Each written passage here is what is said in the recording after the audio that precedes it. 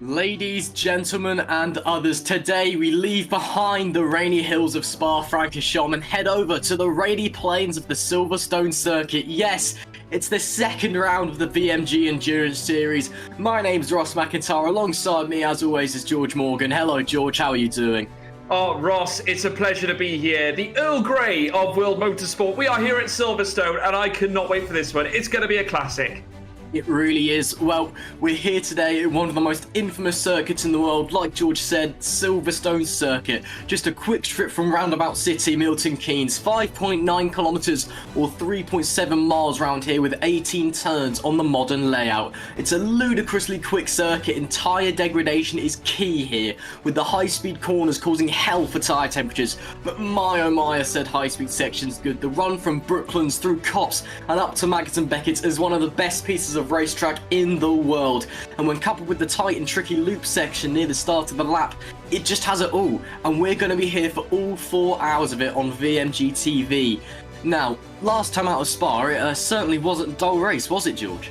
Oh, no, not at all. It was absolutely terrific. And I got to say credit to the Epic Sim Racing team. An incredible victory at Spa when it was such a damp day as well. Lots of water on the track. The Eau Rouge section caused some hellacious drama. I have to say there was several code 80s that we experienced. But nonetheless, Epic Sim Racing brought it home here today in the DPI class. Mugen Sim Racing, though, the story in the LMP2 and the GTE, they brought it home, they did the double, and they're top in the championship, as you can see there in the graphic below. You've got Mugen Sim Racing leading the LMP2 class and the GTE, but Epic RSR getting the P1 in the DPI class. Mugen Sim Racing down in P3 for that one as well, with Drillers in the midst as well. And I've got to say, they're looking particularly racy again today.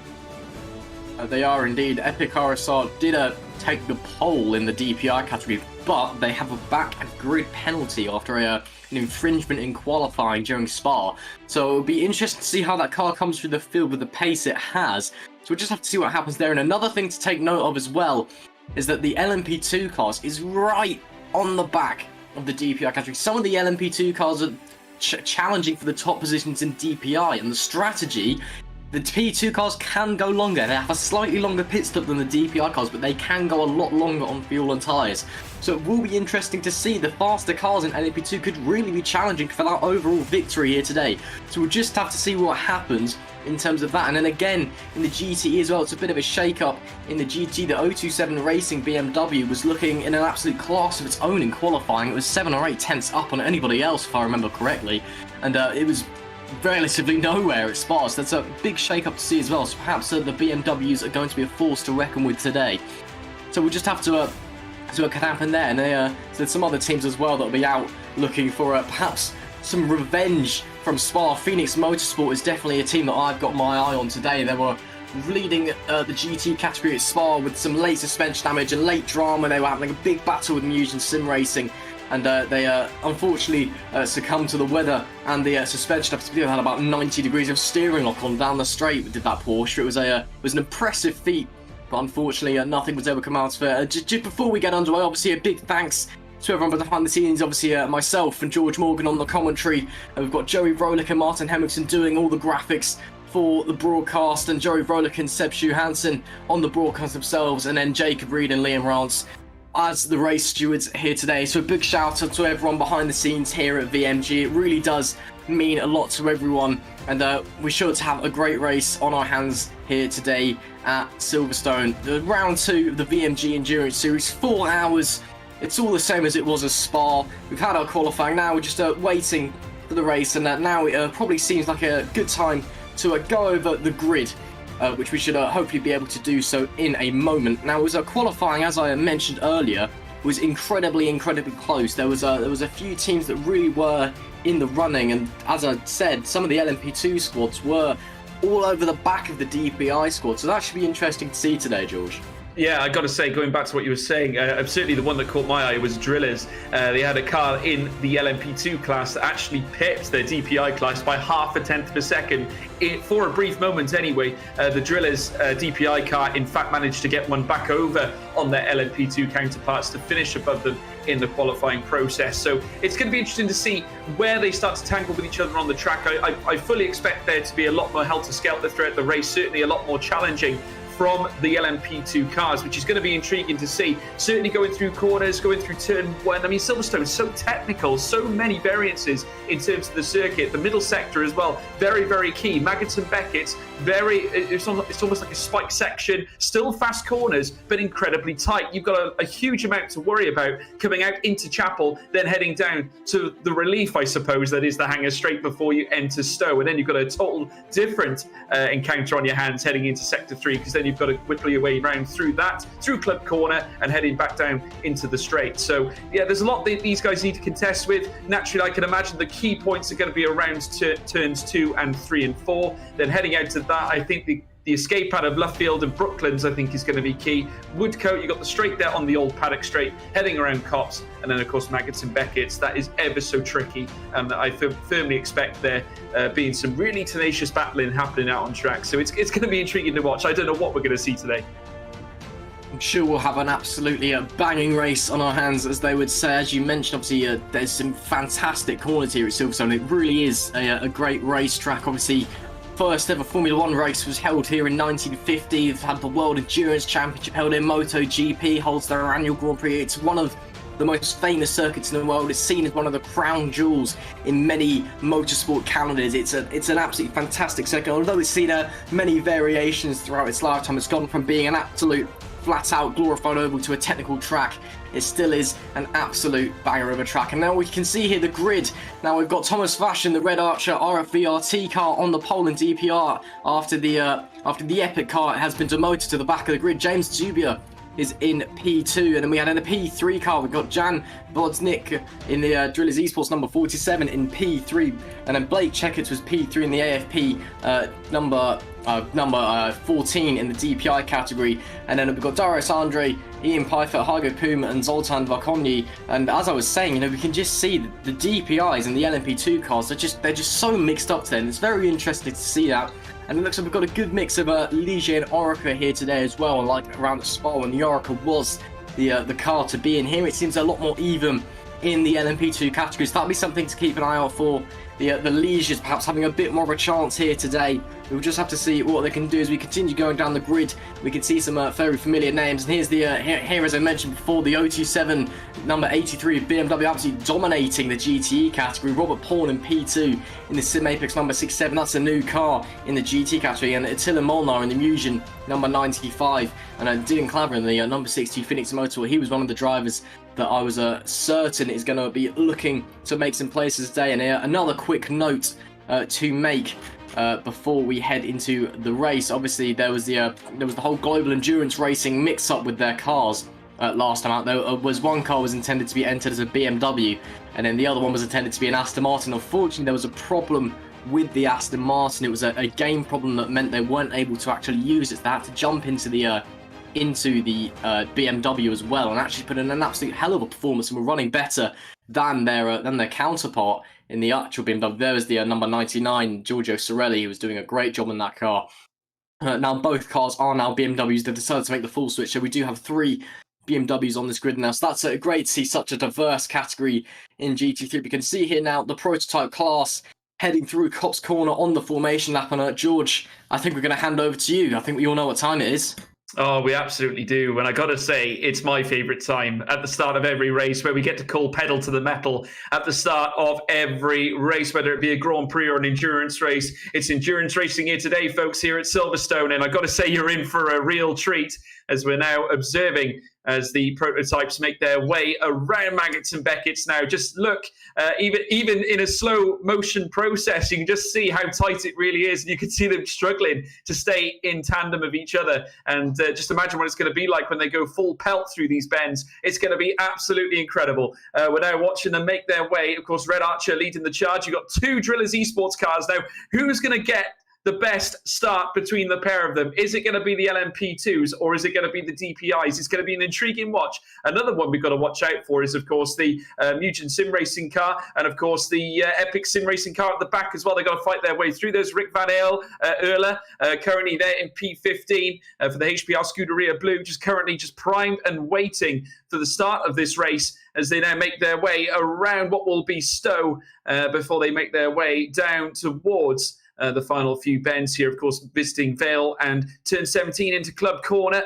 And that is when we'll get the start of the race underway. The chat is lighting up here on this broadcast, folks. We cannot wait to bring this to you. Myself and Ross have been waiting for this. And indeed, as the pace starts to quicken up, very shortly they will round now through Club Corner, and very shortly across the line as well, where we'll go green here at Silverstone. And as they do so, there's the start-finish straight. The green flags are going. And here we go as they line up through the paddock, very soon crossing the line, and it's going to be pedal to the metal. Go, go, go, go, go. The Red Archer car away for the Drillers Esports car. Out of this world, hitting the front as they now make their way through the initial section of bends. They go through Abbey, through Farm, but Drillers with the bit between their teeth, flying through. In behind, we've got the other Drillers Esports car trying to battle through the up. It's on the ups to the new Force Bologna car. There's the Mugen Sim Racing car as well in behind. An incredible start there, Ross. Very, very clean, but the battles are beginning to come together already. Indeed, we should be seeing the GTE start shortly as well, and that Drillers car's just absolutely bolted. The number 7 has absolutely dived away. James Dube is getting the start of a lifetime here.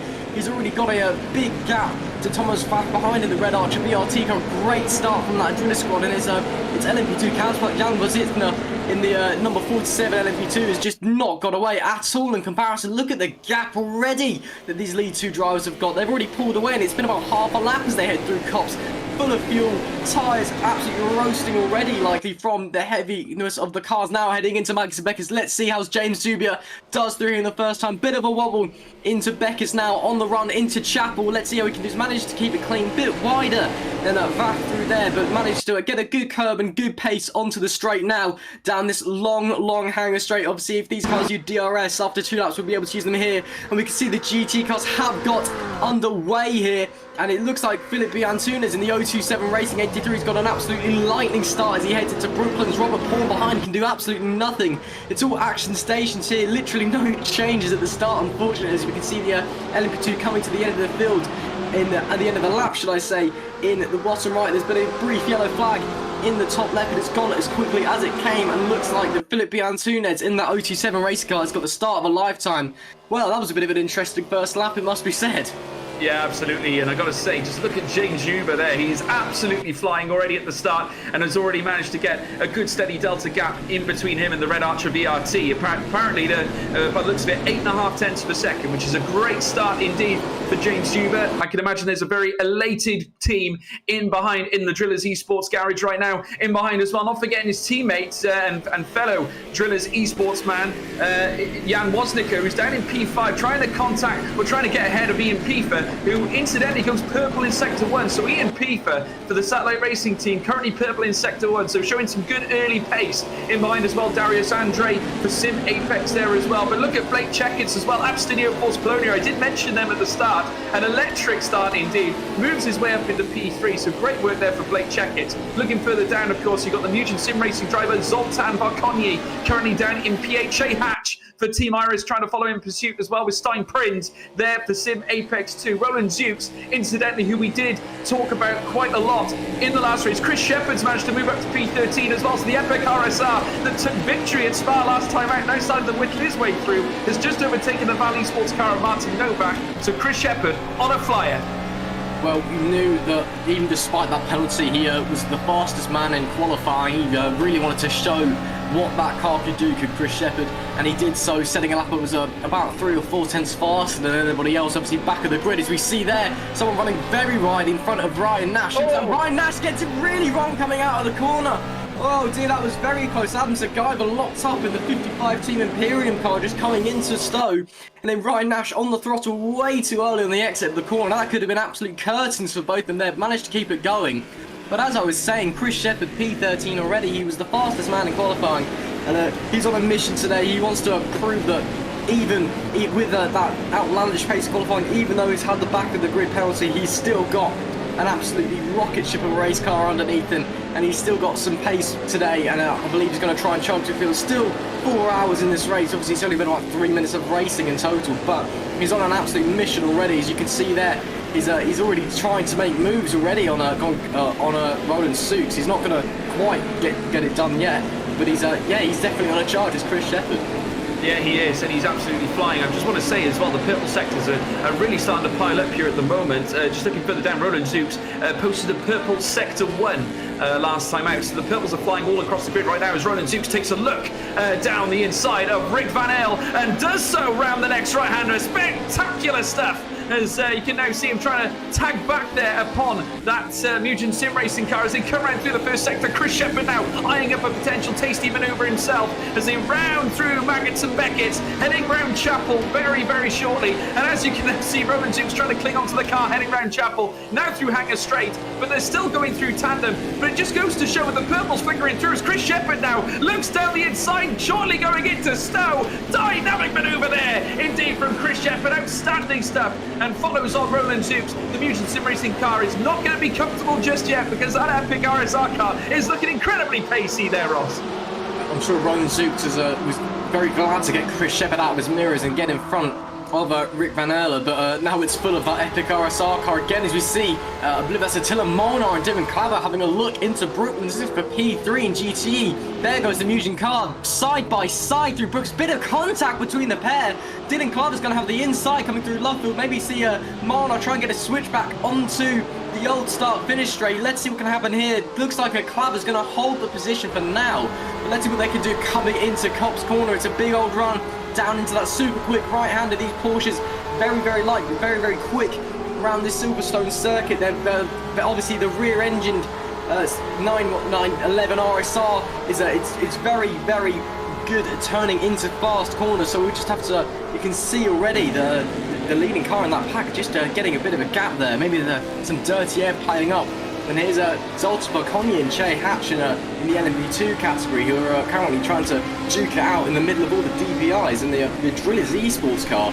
Jan Bosnica he's in a bit of no man's land at the moment. He's a P5 overall, surrounded by DPI cars, but he's got a bit of a safety net to Varkonyi, so I'm sure he's absolutely delighted with that start. We're on board here with Che Hatch and the Team RS car. The Team RS put up a pretty solid performance last time out of Spa, so I'm sure they'll be looking to replicate that today as they head out of Chapel and onto the Hanger Straight. And you can see just the absolute mass of cars, and it looks like in the background that Chris Shepherd's going to try, and they're 3 wide in the background, bit of contact. I believe that's Stein Prinz and Roland Zukes, and Chris Shepherd's thinking, I'll have some of that. He's maybe going to try and have a look into club number 3 wide briefly there. Chris Shepherd again looks inside. Roland Zukes goes defensive. Roland Zukes down with the dive on Stein Prinz. Stein Prinz manages to hold it around the outside, keeps the inside into the final corner. There's Chris Shepherd up the inside of Roland Zukes.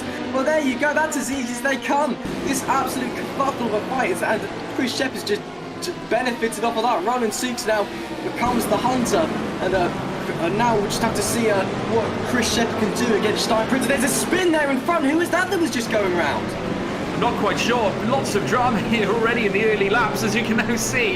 In behind, Roland Zukes really looking to try and dispatch now Chris Shepard, who we know is so tenacious here. And anywhere, any circuit, indeed, as we're now seeing a battle there between a GTE incoming. Well, in fact, that's just a car that's being lapped, as I think there was a move being made here, indeed, and a great manoeuvre there. Certainly going around the next left-hander. Needs to dispatch these GTEs. It certainly does cause a bit of a chaotic affair as they come around the next right-hander. GTE cars littered across the circuit, just they're making their way now down towards the next right-hander, and you can just see them now starting to really line up, and this is going to cause a lot of congestion. And certainly, as we now see penalties applied to Darius Andre, as we're now looking upon this very huge chunk of cars, they're making their way through McIntyre. It's like how chaotic it is, Ross. Absolutely amazing stuff. It is it's absolutely phenomenal already here. The fact that the GTEs are already being lapped just shows, because and here you can see that 3 wide with Chris Shepard and so almost pushed onto the grass by Roland Zukes there. Starring Frings in the LMP2 just pulling up the defence of his life. That was a bit of a scary moment, you must be said, and just look at the mass of the GT cars already. James Zuby have to weave his way through BMWs and Porsches left, right and centre. He's have to do a big job trying to fight them off. Got to just filter through the inside here onto what is now called the Sir Lewis Hamilton Straight. Recently named after the 7-time Formula 1 world champion. And now flying into Abbey, that super quick right-hander that starts off the lap, and he's going to have to go around the outside. I think that was the Phoenix Motorsports car there that he was having to try and dive down the inside. Here's Blake Checketts, who's managed to overtake Thomas Bach while we were focusing ahead. And Blake Checketts up into P2 in the AFP number 14, so great stuff there from Blake Checketts. Maybe we can get a bit of a replay of what happened with Thomas Bach now. He seems to just be heading backwards in that Red Archer car, so just a big shame for them. But Blake Checketts now perhaps focusing his sights ahead on James Zubia in that number 7, so we'll just have to see what he can do. Obviously, it's only been 10 minutes in this race, and it's already been very, very chaotic, and so there's still 3 hours and 51 minutes to go. We'll just have to see what Blake Checketts can do in these early phases. Is he able to catch up to James Zubia? Is James Zubia going to try and open an early lead? We can't really tell, so we just have to wait and see, George. Yeah, but Jan Wozniakker has just overtaken Thomas Watcher, heading down the straight, heading in towards turn 1. You can now see him there, look, just incredible stuff. The Drillers Esports car has moved himself up into P3. Absolutely scintillating stuff indeed. Sorry to say that it wasn't turn 1, in fact, heading round Cops Corner, but you can now see there's Blake Checketts. He just rode the sausage curve there slightly, but there's Thomas Watch, and I'm not quite sure what happened. A bit of a collision there, a bit of a love tap there with a GT car. Opened the door for Blake Checketts. The Abstinio Force Polonia car now into P2, and Jan Wozniakker in all the drama has managed to work his way through again. Here comes Chris Shepard, who's managed to obviously shake off that, well, trying to shake off Roland Zukes, I say, as they try and wind their way through the GTE field. Has opened the door slightly, I think, for potentially Roland Zukes to make a pass, but he can't get it done through Stowe as they whittle their way down through the final few sections before they reach Club Corner. You just see the GTE car just pull off there and look, going into the pit. I'm not sure what that's about. You just see them trying to needle their way through, almost threading the needle past some of these GTE cars. It's absolutely sensational to watch. Never expected this much chaos in the first few laps, but naturally it'll take a while before these cars start to string out, Ross. Obviously, just the GT, which is all diving into the pits on the left-hand side there, with Reynard van der Laan, the Global Endurance Racing number 90 BMW. Not quite sure what's happened there. My best assumption is they've got some kind of damage they want to repair. Perhaps he's had a spin and he's got some bad flat spots which he just wants to get off quickly. I don't think you'd be coming into the pits that early on a serious tactic, as we see Joseph Fag in the DDoS Ferrari. We've got a yellow flag in Sector 3. It could be just a car perhaps coming into the pits as well. I'm just looking through my live timing and I can't see anybody in the pits. So Reynard van der Laan out with no problem. Seems Martin Novak spinning off there. The Valet Esports number 44 just getting it wrong. Yeah, I believe that was Brooklyn's. Yeah, it was just glanced over from a live timing. You can just see this yellow chunk just losing it. I'm not quite sure what happens there, as we see Chris Shepard, who's already up to P6 in the DPI class. It's absolutely phenomenal drive from Chris Shepard already. But so we've had cars diving into the pits, we've had contact, we've had Thomas Faccio backwards. I first thought he might have damage from that contact with the Porsche, but now I think he just lost his momentum a bit. Here's Martin Novak, just getting on the curb a little bit under the brakes, and maybe just locking the rears a tad. Manages to do a 360 and keeps out of the barrier and keeps it going in a stable direction. Doesn't stall either, so that's He's lost the least amount of time he could possibly lose. He's fallen down to P14 overall, P6 in class. So not a horrendous spin, but not something you typically want to avoid. Here's a Che Hatch trying to oh, and a big wobble. It's Adam Zagaiva, apologies. But a big wobble there from Adam Zagaiva, just following the Porsche, perhaps just caught the dirty air for Chris Shepherd. There's Che Hatch in the background now, perhaps trying to maybe thinking about pouncing now that we know that Zagaiva's having a bit of stability issue, perhaps following other cars. And just look at the massive GTEs, they're just absolutely everywhere at the moment. I'm not, obviously the GT field hasn't quite spread out yet, and neither has the prototype field. I mean, just they've met, and it's just this absolute mess of faster cars lapping slower cars. Here's Wyatt Hackley and Giorgio Cirilli. Cirilli not having a good race today. He was super strong at Spa, but he's down in a P38 overall, which is not where you want to be out of 42 as well. So yeah, he's nearly at the back. So not great from Giorgio Cirilli in the 99. Perhaps he's having some issues with that car, but I'm sure that squad was very quick out at Spa, so I'm sure they'll be able to get back up to where they belong, near the front end of the field. Here's Phoenix Motorsport now, trying to chase off Mugen Sim Racing. Attila Molnar desperate to overtake Phoenix, but obviously Dylan Claver early. He's managed to hold off Molnar for now, and he's desperate for some serious points after that car was frankly robbed of a win in the GC with that late damage and the rain coming in. And they did put up a hell of a fight, to be fair, with a car managed to limp it home into P3, but it was what could have been a win. It was cruelly taken away from them, so I'm sure they'll be looking for some points today as they come flying into Maggots and Beckett's now. And you can just see how elegant the Porsches are through there. You know, that rear engine really was a bit of a wobble actually from Dylan Claver, just as I was saying. I'm about to say how stable the rear engine cars are, but you know, the rear engine really helps them to turn in and pivot on a point. So it is interesting to see. Obviously, it's a very unique driving style is required to get the most out of that Porsche, given its difference from all the other GTE cars. But it is a very nice car to drive. It feels very maneuverable. It feels light. Obviously, all the GTE cars weigh the same, but just because it's such a small car, it feels very light. As you can see, I believe that's a Che. That's an overtake there on, I believe that's Stein Prinz getting overtaken there, and I'll be right. I believe that's Ian Pfeiffer going past there. Yes, it is, and they've been side by side for quite some time. Ian Pfeiffer, actually a bit of contact between the pair there, George. That's a bit interesting to see. Yeah, very aggressive indeed from Ian Pfeiffer as they now round the next right-hander. And I have to say, my word, I've got to say, a very nasty tangle there indeed. And I'm sure the stewards have been taking a look at that. And I have to say, no love lost there between that of Ian Pfeiffer. I'll have to double check to see who that was that he was involved with. But a sensational, absolutely sensational sight. None of us were expecting any of that. So now rising up now through the grid order, I believe that is in fact Chris Shepherd again. Trying to lay loose this time against Darius Andre in Sim Apex.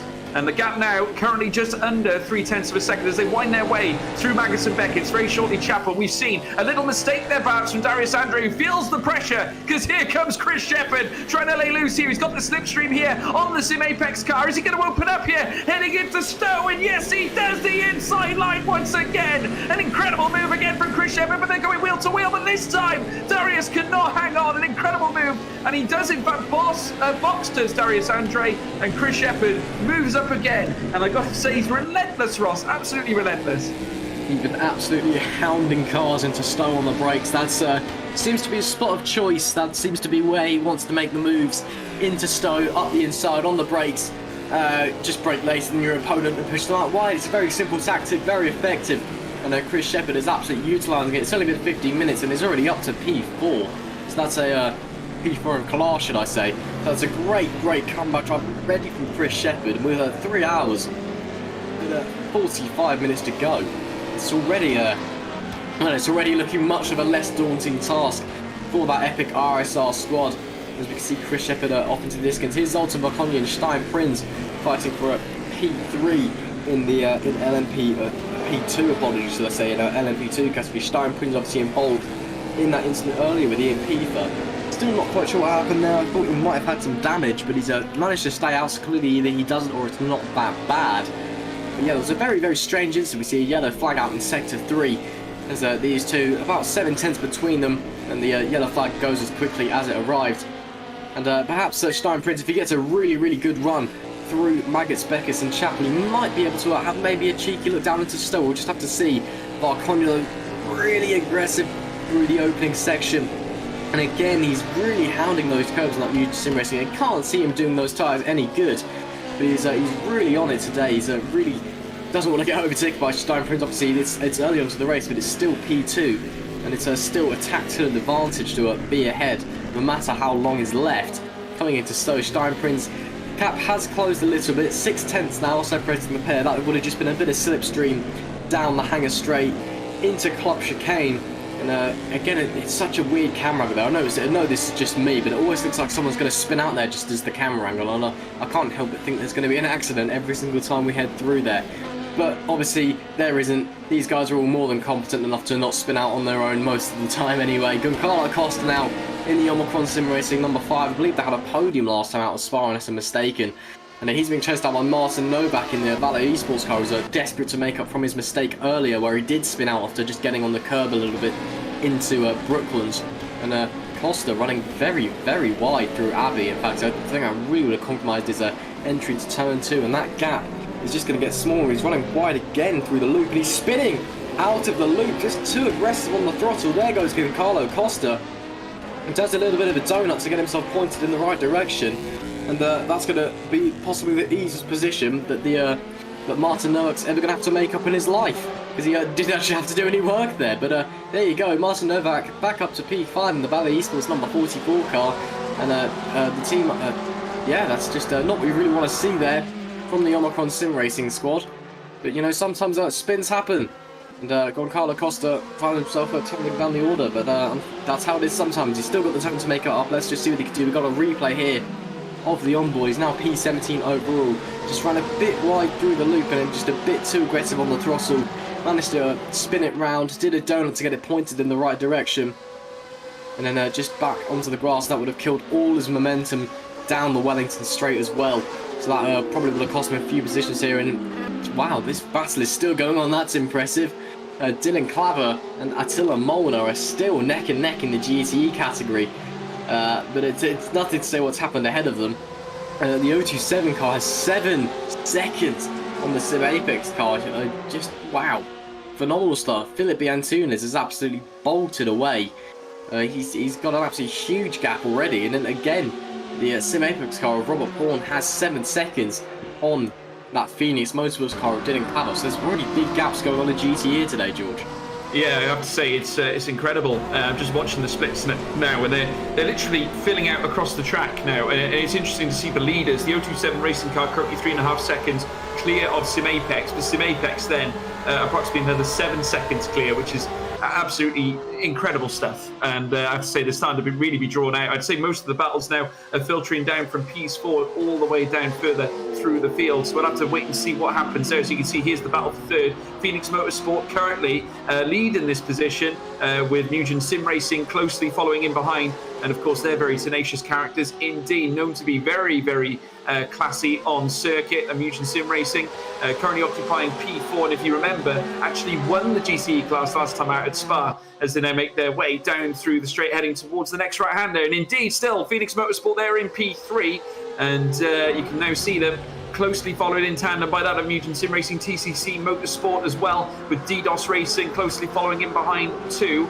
And this battle looks like it's going to continue as they make their way down through towards the next left, maybe running a little bit wide there. And if anyone's in trouble here, it's the Mugen Sim Racing car as they make their way down through the next left-hander. Very shortly, they'll be making their way down through what will be the long straight between Arena and Brooklands. And as they do so, coming out wide is the car, the TCC Motorsport car. Obviously, we'll get you an idea as to who's in that car in the meantime. But as they make their way down through left field very shortly, soon to be Woodcote, it certainly is going to be a very enthralling battle. Who's bravest going through the middle sector here, Ross? We'll just have to see, obviously, the middle sector, this absolutely flying section all the way, and we can see here some lapping action going on. I'm not sure who that was getting held up. I believe that's an LMP2 car in the middle of these lot as well. It's the Red Archer VRT car with that's Thomas Bach, and Jan Vosnica is right behind him, and then there's Chris Shepherd. So he's made up some ground already. So there's a bit of a battle for P3 overall going on here at the moment. But before I continue, I'd just like to apologise. I did forget that Reynard, when he came into the pits earlier, actually was serving a stop-and-go penalty. There was a few cars that had a stop-and-go penalties as a result of a regulation breach. There goes Chris Shepherd already on Jan Vosnicker. That power from the DPI just allowing him to pull away. But Vosnicker now has the slipstream. May have a look into Magnussen Beckers. This would be a brave move if he gets it done. Not quite close enough, but if he gets a good run out, he might be able to get the slipstream down into Stowe. But my oh my, look how quick Chris Shepherd is looking already. It's already all over the back of Thomas Vack, and there's going to be a GTE getting in the way there as well. I believe that's the Global Endurance Racing BMW. Chris Shepherd now to the outside. Thomas Vack on the inside. Can he hold off? The Epic RSR got no, he can't. Chris Shepherd sweeps around the outside. What a move. And Chris Shepherd up into P3 already in the Epic RSR car. Wow, he's just on an absolute charge. He's got a point to prove today here at Silverstone. He may as well already have a 100 on the podium place. It's up to P3 already, and with that charge on, I'd say that Blake Checkett and James Zubia need to keep an eye open, because he's going to be hunting them down next.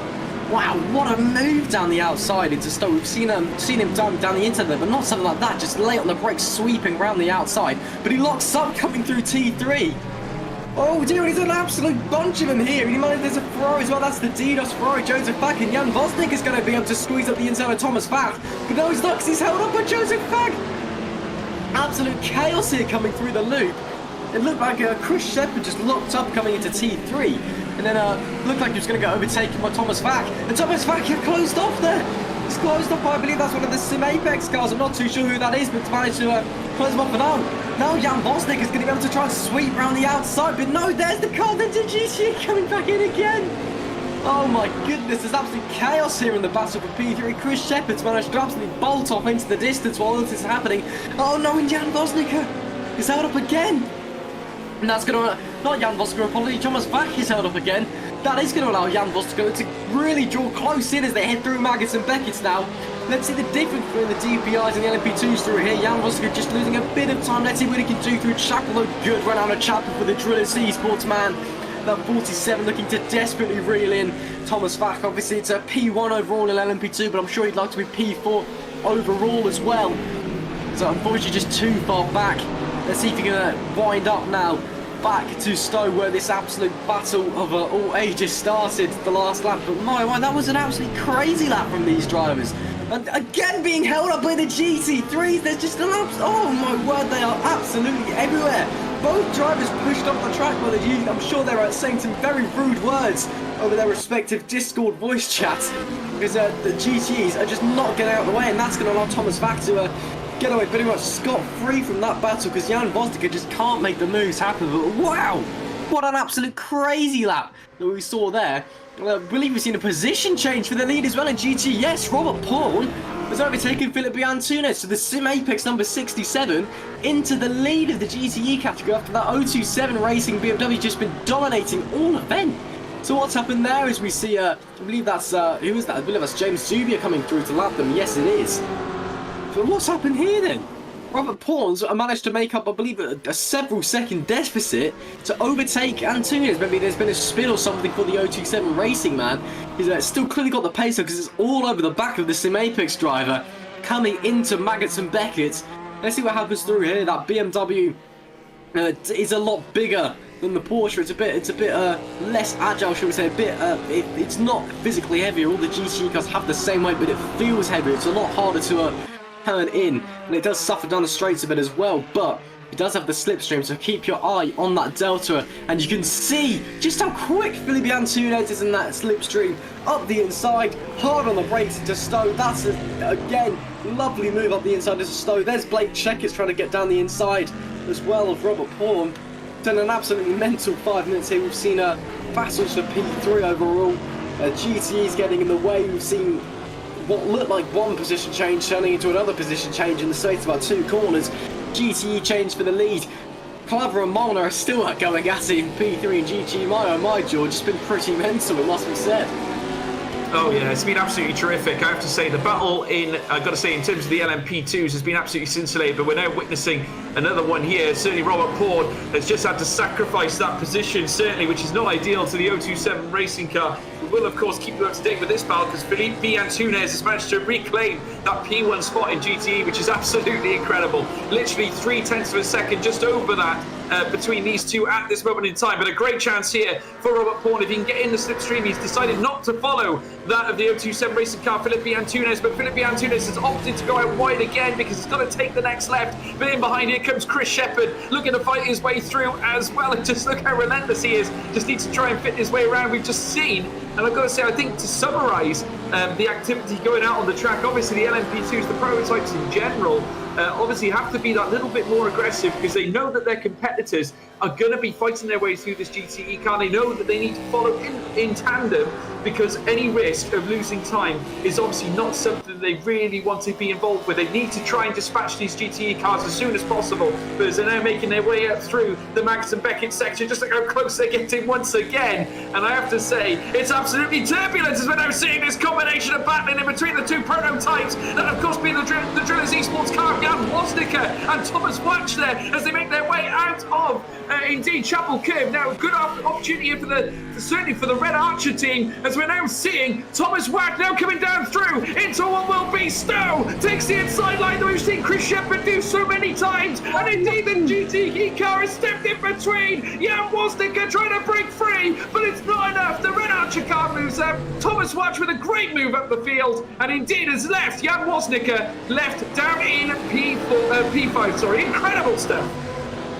That's been an absolutely insane turn of events there. I can't quite wrap my head around what happened, but again, look behind them. All of this battling and getting held up by the GTEs, slowing Roland Sukes in the Fusion Sim Racing car to get right up to the back of them. So again, we could see a three-way battle for P4 on our hands here. Phenomenal stuff here at Silverstone today in the VMG Endurance Series.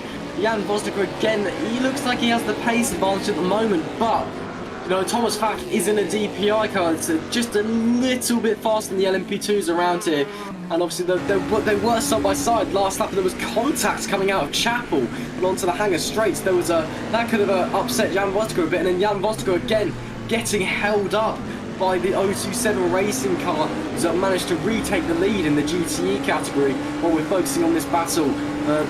Wow, just again, the prototypes have just been all over each other in this first half an hour here today.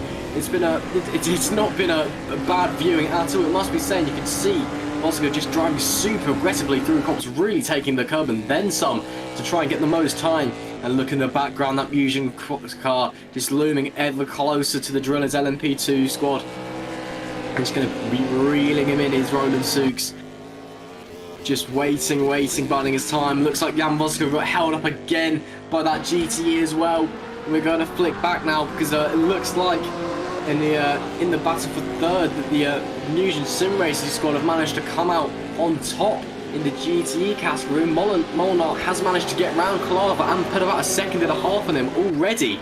So that's don't know what's happened there. Perhaps there was a spin for a Clava, or just a great move by Molnar, who's finally being able to release his true pace. Now he's not stuck behind anybody, and it looks like Clava's just going to start falling back. He's already looking like the Porsche behind him, the Ferrari behind him as well. Joseph Fag in the Didos car and David Onfheim in the TCC car respectively. Both looking like once they're done scrapping it out with each other, that they could turn their attention forwards onto P4 in class. As we can see, that Darius Andre comes into the pits in the Sim Apex number 22 DPI car.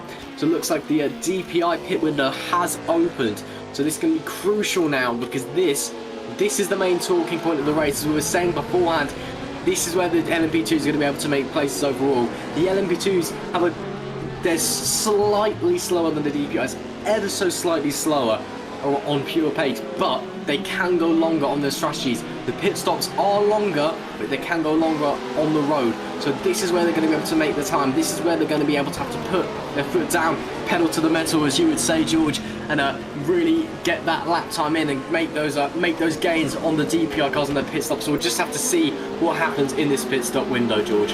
Absolutely, and naturally the strategy is going to be ever so key. And as we make our way through the race, we're just watching this. David Alfheim there currently in P5, Joseph Fag closely in pursuit as well. But David Alfheim himself is letting chase at Dylan Claver as they make their way around this next right-hander. And of course, you can see them going in tandem. The closest battle currently between those three cars is that between Alfheim and Claver as they come round the next right. And indeed, very shortly, heading down towards what will be Maggots and Beckett's, I believe, as they do so. And in come the pits already. Into the pits goes the Abstinio Force Polonia car, that, of course, being Blake Checkett's. Chris Shepherd already making a stop as well. I can imagine he's made mincemeat of the tyres early on, given the pace that he was showing earlier. But I have to say, it'll be interesting to see, though, Ross, how key this earlier stop is, because of course we're only into the first half an hour. Of course, this is where we do presume pit stops would start to be carried out, but at the same time, would the earlier stop count better than the later stop? This is the key. We need to find out to see whether this would be the quickest opportunity. Well, the problem that we have in sim racing is when it comes to pit stops is the lack of data. Obviously, in real life, we've got all the data in the world. You know, you've run simulations, you can tell where the drivers are actually going to come out on the track. You can make the perfect call for a pit stop. We don't have that in sim racing. In fact, you've just got to make a strategy, eyeball it, and hope you don't come out into traffic. These early pit stops, even should I say, can be absolutely beneficial if you don't come out into traffic. And Chris Shepherd has done it. And there's contact between Shepherd and the Ferrari there.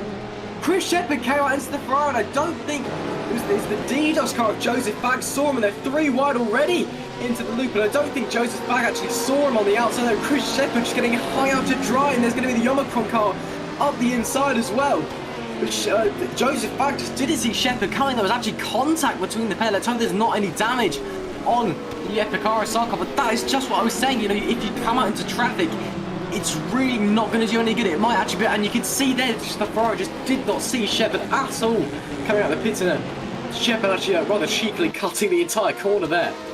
But yeah, carry on. No, I got to say that is just the story of the race so far. Certainly, the cluster of cars making their way through Silverstone, and we expected it. Obviously, all of them fighting for position. You've got 2 different sets of cars there having their own different battles. The GTEs, of course, racing against each other, but at the same time, you've got the LMP2s, the prototypes as such, should we say, across the board.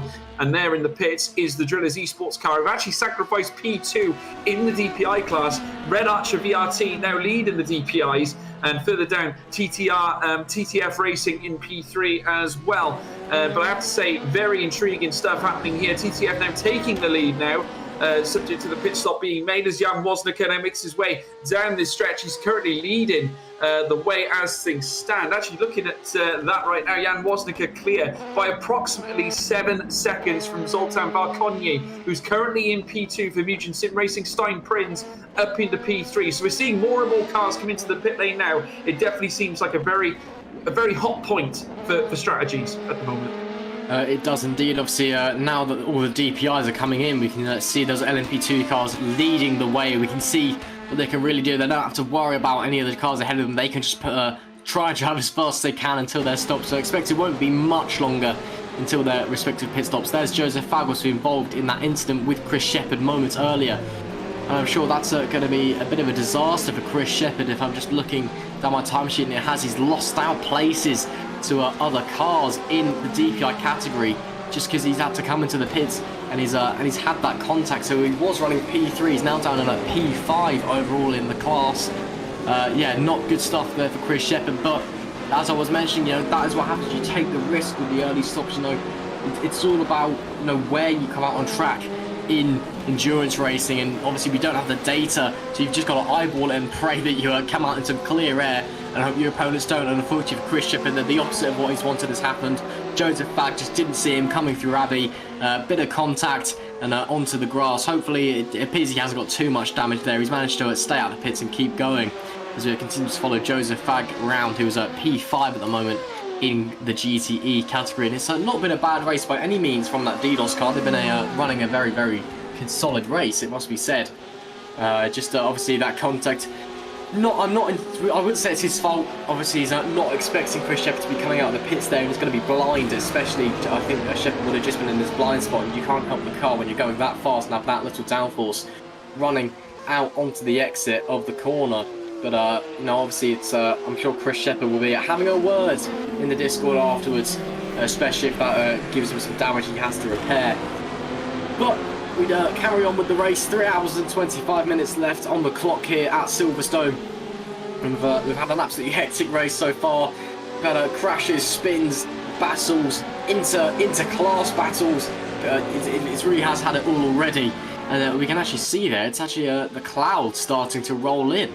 So that's something to keep an eye on. Obviously, we run live weather in this championship, and I don't actually live too far away from Silverstone, and just looking out my window now, and it is rather cloudy here as well, so the rain could be coming. So that's definitely something to keep your eye on. We saw at Spa, it really shook up the order. The Driller's DPI car decided to go out onto wets at the wrong time, actually in the first. Actually, in the overall in the DPI category, because they've got the downforce, it was much quicker. As the contact there between Prince and Varkonyi coming into slow corners, they both head into the pits. Here comes the LMP2 pit window. Volton and Varkonyi and Stein Prince, just a bit of contact between the pair. And there we can see as well, Vosnica in the pits as well. Let's see how long he takes and where he comes out compared to the leading DPI cars. But as I was mentioning, at Spa, in the prototype cars, the Driller's car basically threw away what could have been a very solid win. They were running a very solid race and just got the strategy wrong onto the wets. They thought it was a correct decision to go onto the wets, when actually it was a lot faster to be on the dry tyres, even in the rain on the prototype category. So that's so I'm sure they'll learn from that. But obviously coming forward, we'll just have to see what happens in this race. Blake Checkett inherits the lead in the AFP car. James Zubilo right behind him, and let's see what the rest of the DPI cars. Yeah, the DPI cars are going to fly through. Thomas Vack and Chris Shepherd both getting ahead of Stein Prince, Varkonyi, Hatch, Zagaiva, Vosnica in the pits as well. Vosnica now on the way out, so we should be he's not on the way out, apologies, but every DPI car under the sun has gone through, and it appears that, every LMP2 car, apologies, and it appears that the DPI cars have actually got the jump on them. So as it stands, the DPI cars do have the advantage, but obviously over the course of the race they have to spend less time in the pit. They have to spend more time in the pits due to that extra stop required, or extra multiple stops potentially. And another thing to notice is Blake Checkett is on a different tyre compound to everybody else. I believe he's on the medium tyres. Everybody else is running the soft compound tyres. Blake Checkett is on the mediums. That's a very interesting move there from him.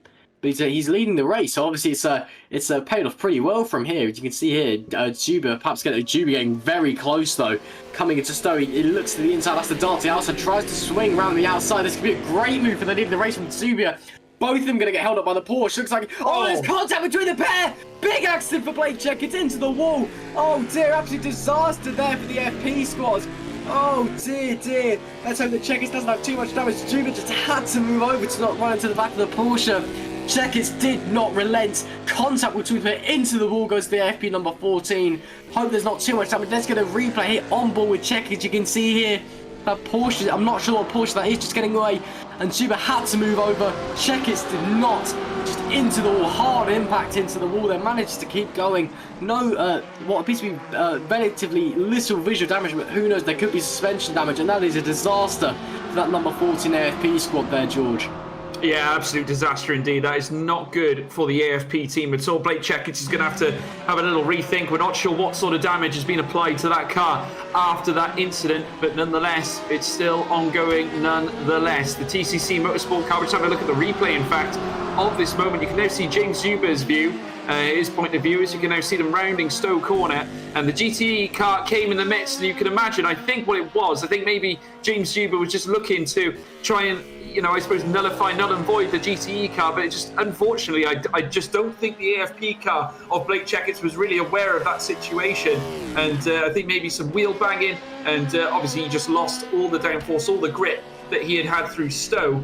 I think just let loose across the track, eventually obviously crashing, going into Vale. Not good at all, but it's opened the door now for James Zuber, who now on his soft tyres can now certainly create himself a lead. He's currently leading by at least 4 seconds, which is absolutely incredible, I have to say. And I've got a feeling that's going to drag out considerably more. Chris Shepherd's managed to fight back into P3 for Epic RSR. So after that little issue he had earlier on, that little spin heading around Sector 1, he is now coming back into the fold. But Blake Checkett, what damage is that prototype currently on? Because he's now boxing into the pit lane, Ross.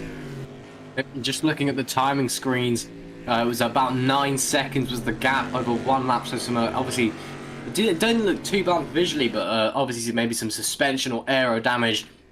It was a very, very hard impact into the wall from Checkett. I mean, it's lucky he's managed to keep going. We've seen an instance like that before in rFactor 2 where that's the end of your race. So lucky being able to come back into the pits. But AFP car's going to be tumbling down the order now. It's going to be quite a while spent in that box. And that's going to promote Chris Shepherd up to P2 already. So it's up the Epic RSR squad, but it's not what the AFP number 40 wanted to see. I'm sure they'll be trying to fight their way back over the rest of the race, but yeah, disaster for that squad. Here's Prize of Arconia, who've been locked in a battle for quite some time. There was contact between these two earlier as well. As of now, looks like Stone Prize has the pace advantage, but they're still neck and neck. Chris Shepherd's just in a purple first sector as well. He's now on a charge now. He's in P2. 13 seconds between himself and James Zubia. But yeah, Steinprinz and who was that? Was that someone in the pits, or was that just a timing screen glitch? I believe it was a timing screen glitch. Yes, it was. Jan Vosnica is in a P2. Ian Piefer. Well, no, apology. Rick Van Aeren, the HPR Scuderia blue car, is actually leading the way in LMP2. I'm not sure he's come into the pits actually, because he's basically come from out of nowhere, and it's got a 10-second gap on Jan Vosnica. So I don't think he's come into the box yet. So Jan Vosnica will lead the way once he comes into the pits. But yeah, this is a bit of a moment in the sunshine for the HPR Scuderia blue driver. Those clouds are coming in very heavily, and we've got a penalty for Ian Piefer there. I'm not quite sure what that's for, but yeah, penalty for Pfeiffer. Unfortunately for him, hopefully it doesn't cost him too much time. And Blake Checkett is, I can confirm, just tumbling down the order. P16 now overall already, still in the pits. Not what you want to see. Here's Martin Novak making his way round. He's driven a reasonably solid race in the Ballet Esports car. Obviously, despite that spin early on. There's a yellow flag in Sector 2 out as well. I can't see any reason for that, and it goes as quickly as it came. And it's back again, so maybe someone just having a trip onto the grass or the gravel. There is one of the Global Endurance Racing cars as well, which are running nowhere near as strong as they were running at Spa last time out. It's actually a bit strange to see. I don't know how in one race you can see cars go from so quick to so slow. And James Zubia has a penalty. So there you are. The stewards have decided that Zubia was in the wrong there. He's got a penalty.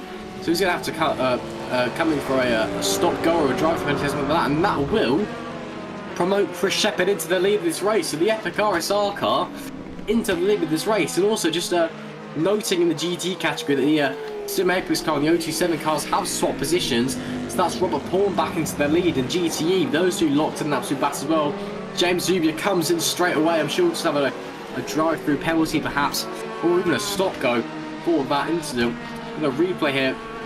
Jack Coben, this would likely have been the yellow flag. What happened here? Oh no! Oh, just contact between Steinprinz and Jack Coben in the TTF Racing Corvette into the wall. Wasn't as a hard contact as Blake Checkett had, who has now come back out onto the track, P18 overall.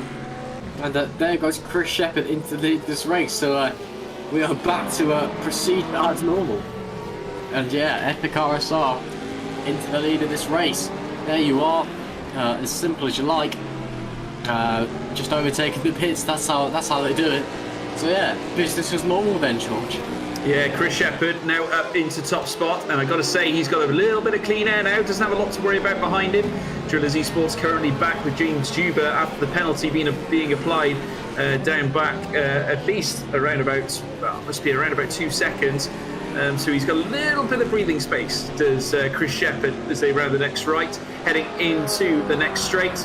And of course, you can now see them making their way through, of course, the paddock, heading down the, of course, the Lewis Hamilton straight, I suppose we're now calling it, into what will be the next right-hander.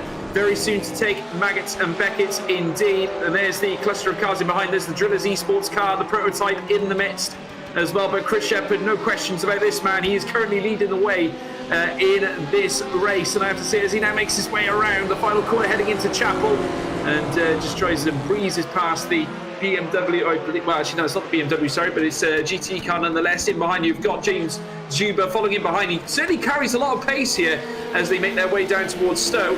And you can see the gap starting to close up slightly between James Zuber and Chris Shepherd. I get the feeling there's going to be a battle on our hands heading into the next lap.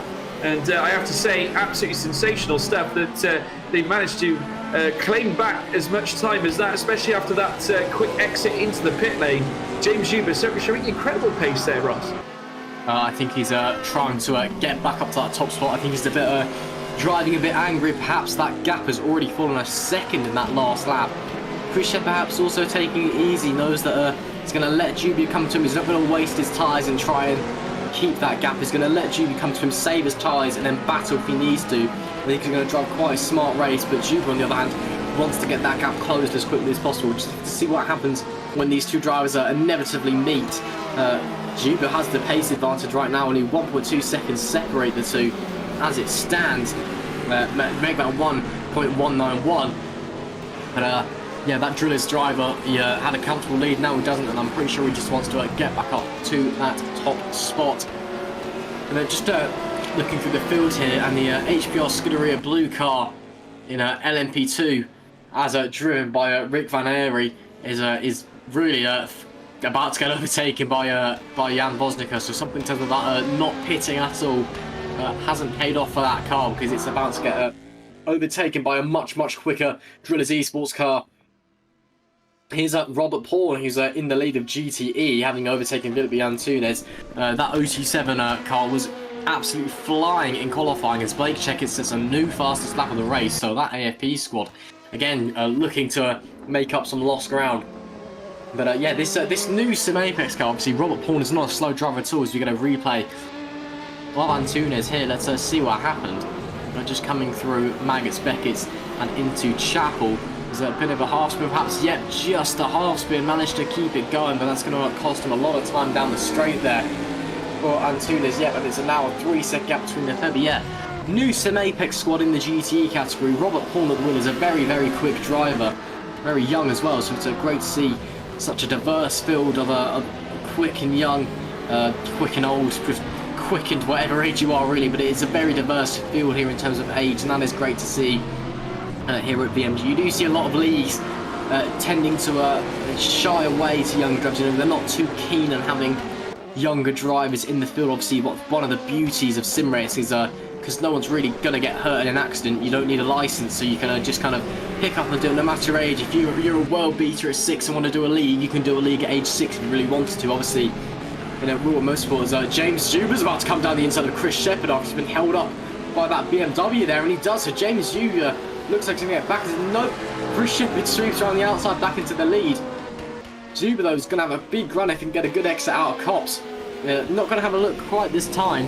Going to bide his time behind that epic RSR car is Zuber in the Drillers Esports number 7. But as I was saying, age really does not matter in sim racing. If you're quick, a lot of the leagues will let you in, and this is one of them. So we can get a replay here of Jan Vosnica overtaking Rick Van Eyre in the HPR Scuderia blue car into the lead of LMP2, and run out a bit wide, side by side through Stowe and into Club Corner. Great move there by Vosnica on a car which is on much older tyres. So yeah, great move there. Chris Shepherd still holds the lead. Yellow flag out in Sector 2. James Zuber, I'm sure, will be desperate to try and get a move done as soon as possible. Only 2 tenths separate them, with 10 minutes to go until the hour mark, and that is when the pit window will reopen for these DPI cars. So the question is, George, who boxes first? Who's going to be the first to blink in this battle? Because it will be very significant. I think Chris Shepherd, especially after what happens with that contact with the Ferrari coming out the pits after last time, will be very cautious with his pit stop times. What do you think is going to happen? I think it's going to be incredibly tight. We know that Chris Shepherd likes to string out his stints out on track. especially given the mammoth job that he did at Spa last time out. Of course, James Huber now in hot pursuit. You sort of get the feeling, I think, James Huber will probably try and track Chris Shepherd, maybe try and follow what he does. As such, you tend to find that when you've got battles going on for Ps1 and Ps2. But I have to say, it's going to be very interesting indeed as Chris Shepherd maybe just loses the rear end slightly heading around this next right-hander. It's very easy to do around this circuit. We're just going to take a look at this replay here. This being Jan Woznicka. Wow, okay. That is absolutely intriguing. Jan Woznicka coming a cropper there indeed, although indeed he seemed to get away with that, unlike the GTE car. And ended up, in fact, there's another spin there. That being, I believe, Rick Van Eyl as well, who's just gone off the track in P2 in the LMP2 category. That is not ideal at all. And the HPR Scuderia Blue that was leading that contingent of cars has now had to forfeit that position. He's down in P3. Drillers Esports now retaking the lead in that category. But you can now see him behind. You've got the other Drillers Esports car now trying to make pace. In fact, I think that's the other replay. In fact, there you can see both of them going through indeed, and that's opened the door for Jan Woznicka and Darius Andre as well of Sim Apex to move up into P7, and unfortunately relegated Rick Van Eyl as well down into P10. So absolutely shocking scenes there indeed, as we now witness Billy Eisman now under pressure from Reindert van der Laan, who is now trying to close the gap. They got a prototype stuck in between the pair of them, but you can now see that Van der Laan finding all sorts of pace here in Maggots and Beckett's as they now make their way out of Chapel, and you'd firmly expect that prototype to make its way through. But just look at this intriguing prospect we have on our hands here with the BMW of Reindert van der Laan trying to make its way through as they come down towards the next right-hander, and indeed it's still going to be Billy Eisman hanging on to that P8. I just want to correct a comment I made just before. Of course, the Old Paddock Straight is not the Lewis Hamilton Straight. I'm very much aware of that, so thank you, chat, for pointing me in the right direction. It is in fact the start-finish straight, as we're now witnessing a very close and intoxicating, thrilling encounter between, once again, a GTE and an LMP car, and he certainly didn't like that. A bit of a flash for notice as Billy Eisman now is in jeopardy. Here comes Reindert van der Laan, who is now stuck in behind that of the Solo Sport racing car around the next right-hander, but indeed it's still Billy Eisman that hangs on by the skin of his teeth. In comes another prototype as well, just to confuse matters, but I have to say, van der Laan has made, it's his job has been made so much more confusing here, because he's got to try and weed his way through. An excellent switch though, tries to find his way through, and as they make their way down to the next left-hander, Billy Eisman in great pressure right now, because here comes Reindert van der Laan. They've got the long straight heading down towards Brooklands, and still as they do so, van der Laan looking for a way through, but is unable to do so, heading in towards Brooklands. Incredible scenes going through the initial sector. I have to say, Ross, a very thrilling encounter.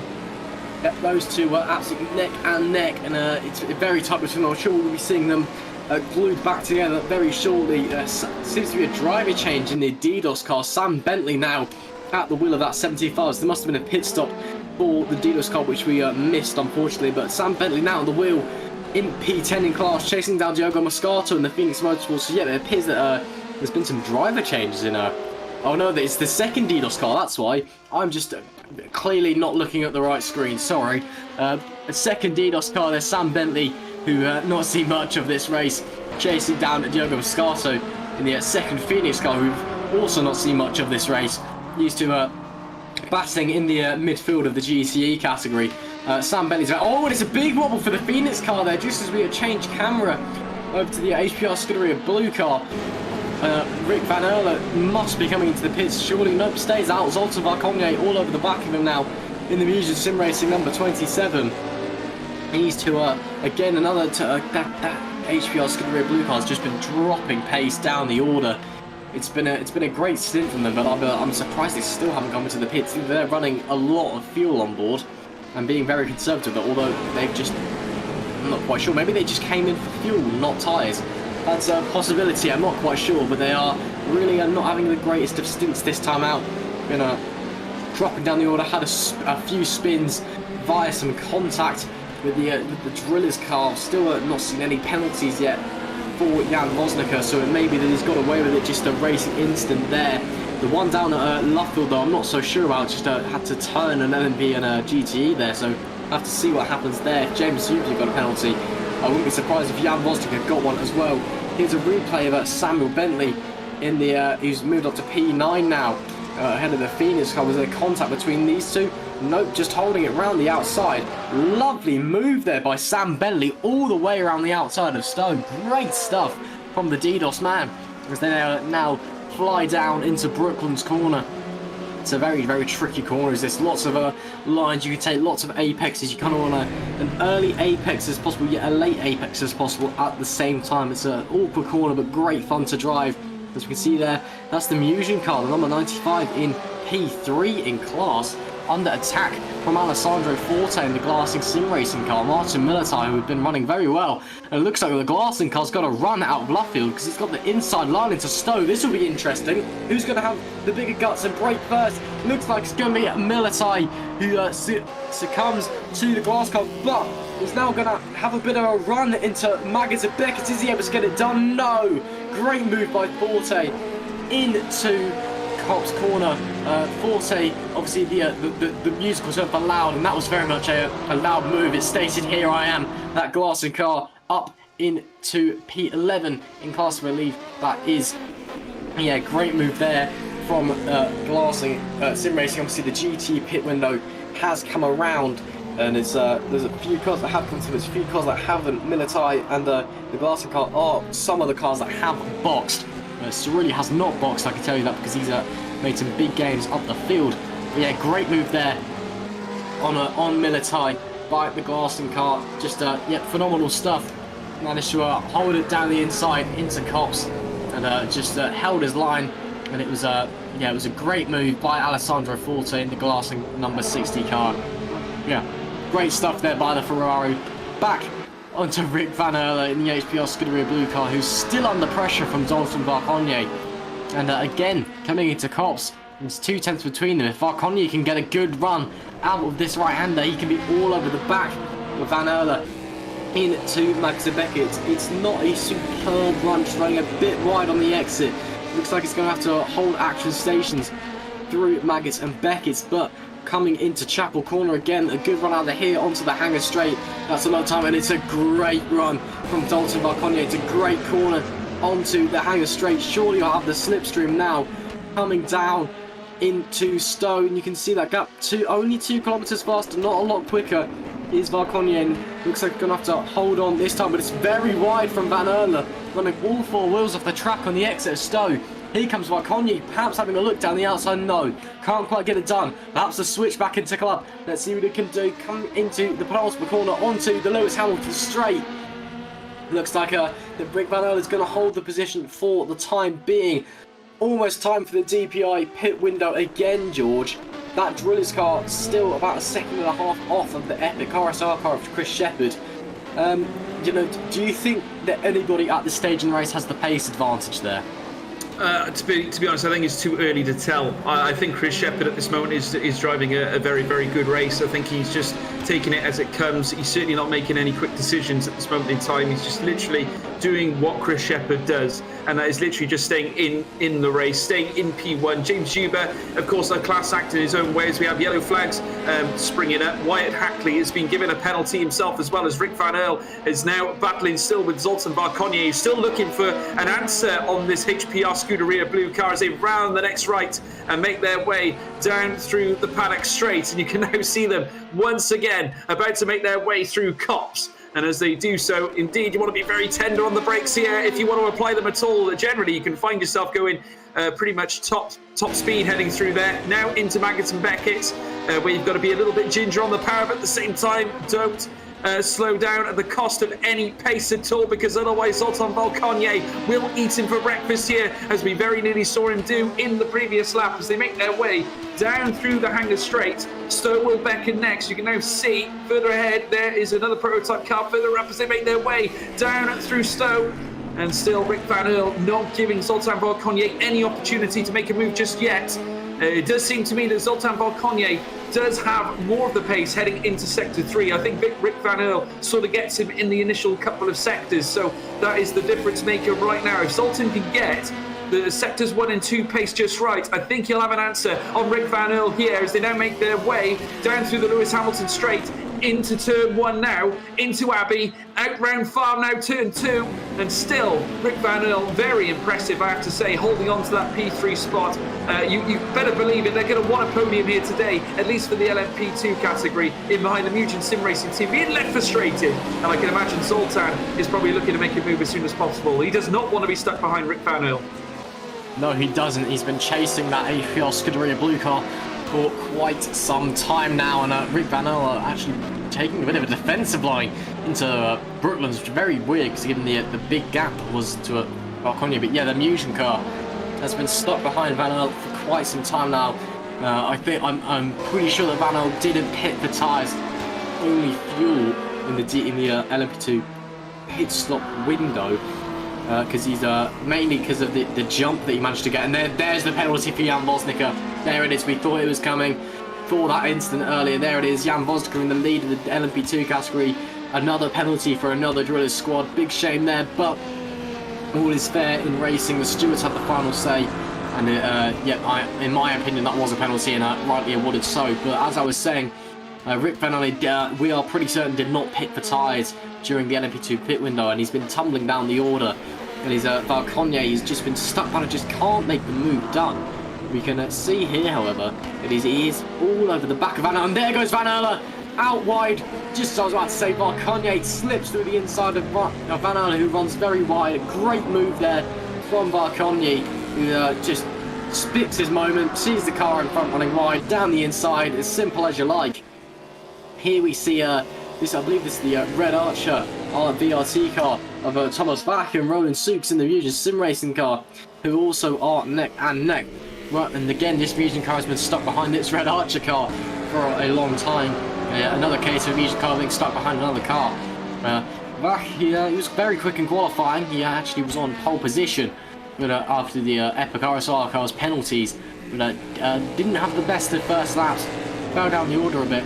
Now finds himself in P3 in class, as Jan Vosnica has come in to serve his penalty. He's dropped down to P5 in the LMP2 category, so he's got some ground to make up.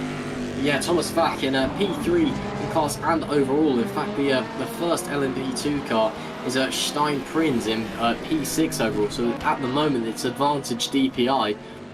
I believe I was saying LMP1, apologies, it is DPI class, but yeah, Thomas Bach has managed to hold Roland Sukes off at the moment. Roland Sukes obviously a very quick driver.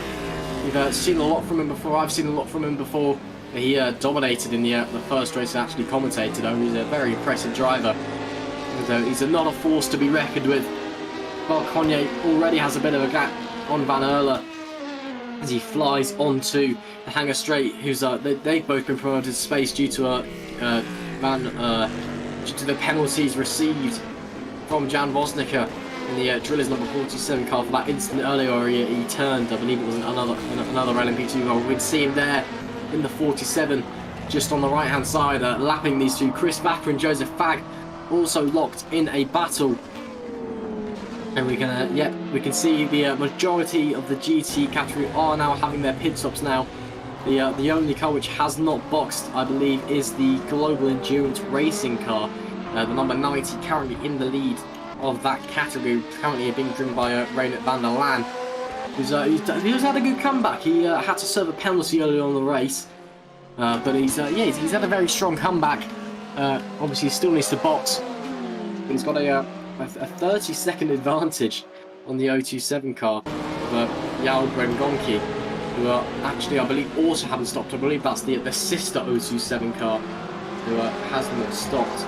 Either that or they've had a very early driver change, which will be surprising to say the least. But yeah, as I was saying, Van der Laan up to the lead of this race still needs to box, and Joseph Fagg is all over the back with Chris Vacker. He's 0.2 of a second separating them. He's going to get the slipstream down the straight. Vacker out to the inside, goes defensive.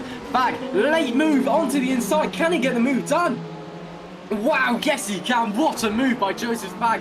I'm having flashbacks to Sebastian Vettel and Valtteri Bottas at the 2018 British Grand Prix. Absolutely fantastic move by Fagg on Vacker there. Just pulls out to the inside at the last minute. Hard on the brakes into Brooklands. Swoops around the inside. Wow, great move there by the DDoS Ferrari up into P9 in class. And he is on a charge now. He's Fagg. He's finally looking to make his way up through the field. He's not had after that pit stop, he's not had a great in, although it's not been long. Here's the Red Archer VRT car, who's currently in P2 in class. The Epic RSR car is in the pits. From the lead to the DPI, pit winner has come about. So this is again, but advantage LMP2 happens. This is where the LMP2 cars are going to make those pace overall. I'm sure we'll be seeing these two coming into the pits very shortly. Perhaps the Driller's car as well, which has 15 seconds on Vac and Sugs. And they'll be coming into the pits as well. Chris Shepherd leaves the pits in P5, 90-second gap to I believe that's James Dubia at the top of the field. Yes, it is. And it's these two are right on top of each other. Are Vax and Sugs. Only about 0.8 of a second separating them. And here's Dylan Claver and Attila Molnar still locked in a battle. They have been the entire race so far. And they're still going at it. These two Porsches have been absolutely all over each other. And at the moment, in the GT category, it seems to be advantage Porsche and BMW. Here's Giorgio Sorelli having a bit of a spin coming through Chapel. Manages to just about keep it, points in the same direction, just a half spin there. Just call it a drift and you'll be alright, mate. As Claver runs through Brooklands. And now, as we wait and see, the Musion Sim Racer car comes into the pits and the Red Arch car doesn't. So the Musion car bites first. Now, George, the undercut here is strong if you can come out into clear traffic. We saw earlier with Chris Shepherd, he tried the undercut earlier and had contact and didn't end up too well for him. So it is strong if you don't come out into clean air. Do you reckon, so obviously you've got to take that gamble on whether you reckon you will come out into clean air. Do you reckon it's the correct decision to do so? I think so. I think from what we've seen, I think it certainly is a powerful tool. I think obviously the undercut is proven to be, and I think we've seen a lot of premature stops, I think, made up in the top end. So I'm not surprised as such. I think a lot of people are looking at the undercut as the right way to go. But of course, it's totally dependent. Obviously, it depends on the exit as well. It depends on the stop and how quick it is. And I presume it's certainly dependent on whether you're going to refuel and have new tyres as well. It's totally dependent on these other factors that come into play throughout this endurance race. But I certainly see the value in the undercut when it can be applied, as we're now watching Shay Hatch and Rick Van Earl there currently battling between the P3 and the P4 spots as well. We've got another battle here where you've got the Revolution racing car of Ryan Nash all over the back of Darius Andre. Currently the gap being just under 0.3 of a second as they make their way down the Lewis Hamilton straight into turn 1. Darius Andre still holding on to that P6 for now, but Ryan Nash very shortly, I'm sure, will be looking to dampen the spirits of young Darius Andre for Sim Apex. I have to say, Darius Andre having a great race indeed, P6 for now. And he has been up there fighting with the best of them. And I know he's a very, very talented driver indeed as they make their way down the stretch between turns 5 and 6. And as they do so, you can see there Ryan Nash not able to bring in the delta time probably as quickly as he would have liked. A little bit of a flash there to the GT car in behind. I think that was a Mutant Sim Racing car in behind as well. As we're now seeing, I believe that to be James, is that James Juba there coming through in a battle for P4 in the GT category with a move down the inside by the looks of it, or at least a look from the Solo Sport Racing team there, all over the GER car as well. It's just making its way around the next right hand of the Global Endurance Racing car. That indeed, I'm just trying to see if I can get a view onto who that is for you folks. They make their way down the stretch now, heading down towards what will be turn the next corner, heading into Cops, and they're taking a wide view is indeed the Solo Sport Racing. Dynamic move there down the inside, and does get the move done indeed. They're going wheel to wheel very shortly, heading into what will be Marcus and Beckett. Some wheel bashing as well. It's not over just yet as they wind their way through this very, very stringent curves, and on the way through the final bend through Beckett, heading around through Chapel, and still the Solo Sport Racing team hang on to that P5. But what is the straight line speed going to be like on the Global Endurance Racing car? Well, those BMWs they do suffer a bit on the straights. We'll just have to see what the GER car can do in the corners. That's where it's going to have the advantage. And I'm just going to flick away from this battle. We've had some absolute drama in GT, and the battle has been blown wide open because, for starters, Robert Pawn in the Sim Apex car had a power cut, and he is out of this race. So that Sim Apex car, which was running so well, is out of this race as James Dubia comes into the pits for his pit stop. So we'll just have to see what he can do. Will he get the overcut on the Epic RSR car? We'll have to see. But another thing as well, the 027 car is now actually being accused of cheating. They're out of the race as well. So the two lead cars in the GT category. They're both out, but he was actually accused of cheating. The time he was gaining on the straights, he was getting 30 kilometers an hour on the straights, is what I'm being told. And even if you glitched onto the Le Mans Aero setup, which is actually we do not allow the Le Mans Aero setup. It's at Silverstone. It is locked. You still wouldn't gain that much time. So he's been accused of cheating. So he's out of this race as well. But that's phenomenal stuff. And another thing, both DDoS cars have chosen to retire after a screen freeze. Both the 75 and the 74 both out of this race. So there's an absolute drama in the. Apologies, actually, it's only the 75 which out. There's some absolute drama from the GTE category. I'm just trying to scroll through the Discord. There's been lots of updates in the last hour, and it also looks like, while I've been scrolling through that, the Epic RSR car has maintained the lead of this race. Chris Shepherd back into P1. The timing screen says it's 47 seconds between himself and James Dubia. I'm going to call a lie because I can see James Dubia coming onto the straight there. I believe it'll be about 5 or 6, just eyeballing it. So I'm just going to try and scroll through. It looks like there's been either a big accident there between an Omicron and the DDoS car, or just a glitch is the screenshot which I've had from Samuel Bentley. That is an almighty accident. We've seen 2 cars going over. I'm not sure we can get a replay of that, or if that's just a glitch on Samuel Bentley's behalf.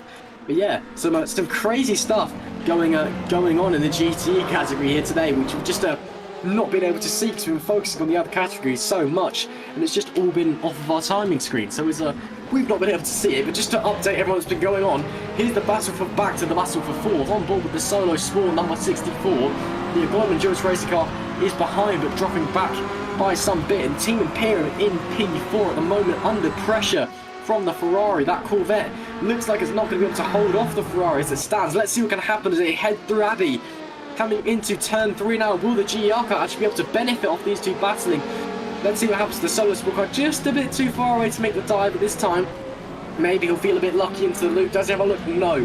Going to try and get the run out of the loop. Going head on past Silverstone 6 grandstand, which may I say is the best grandstand on the circuit. I'm not biased at all, but it's just where I like to sit when I go to Silverstone. Now let's see if he can get the run into Brooklyn. He's already got the slipstream. There goes the Imperium car out to the inside. Manages to hold the position for the time being, but these two are all over each other. Laszlo Zanto is driving the defensive race of his life. Billy Eisman trying to desperately get past him. René van der Laan as well in the background, trying to perhaps get a piece of this cake.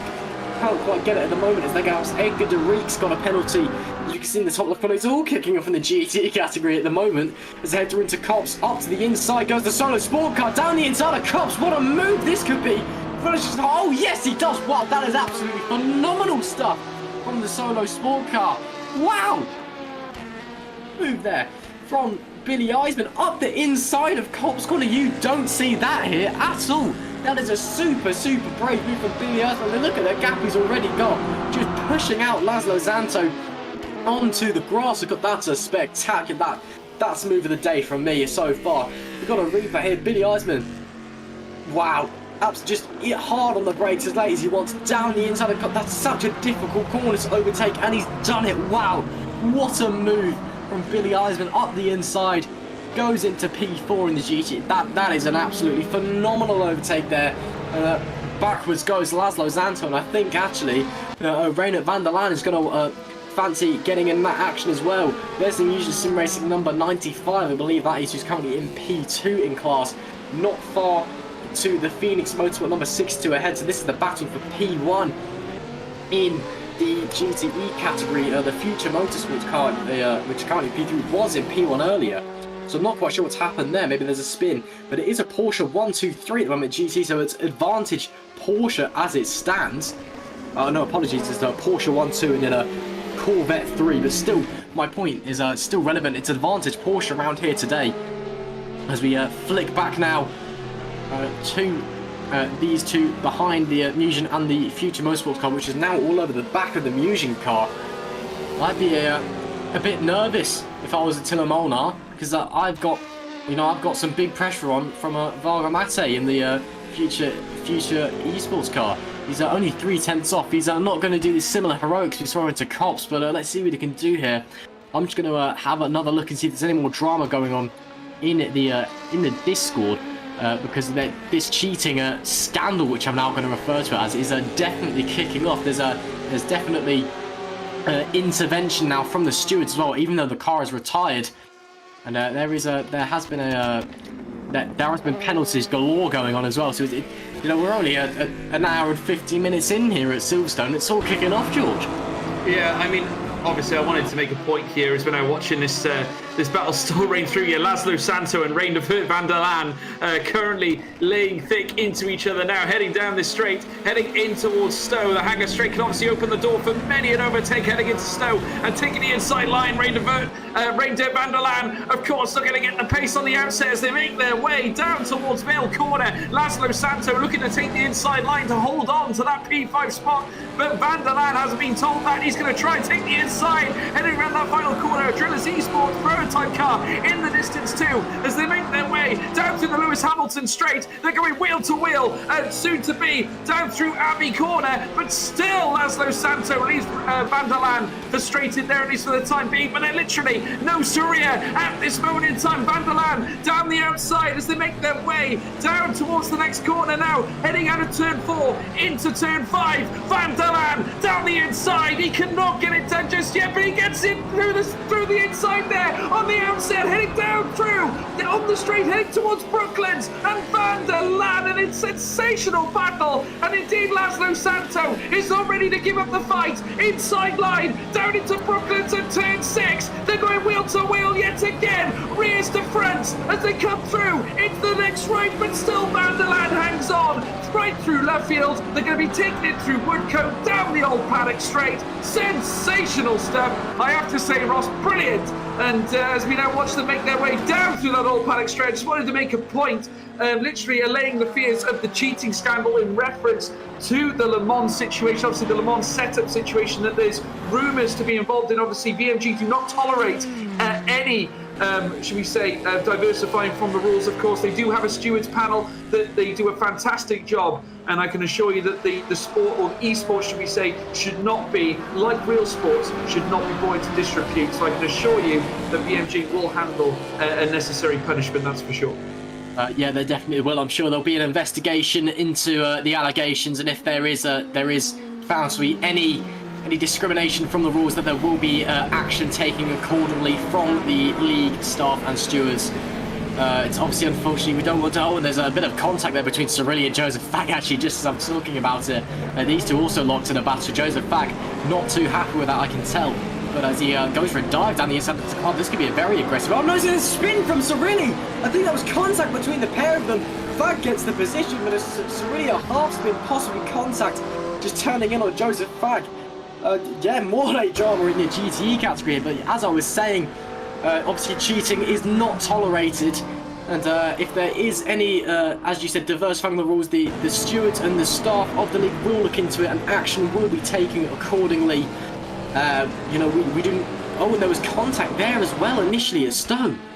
Wow, so I'd say that's arguably a racing incident then, because I think an eye for an eye in that scenario. Joseph Fag just went for the dive and Cirilli turned in.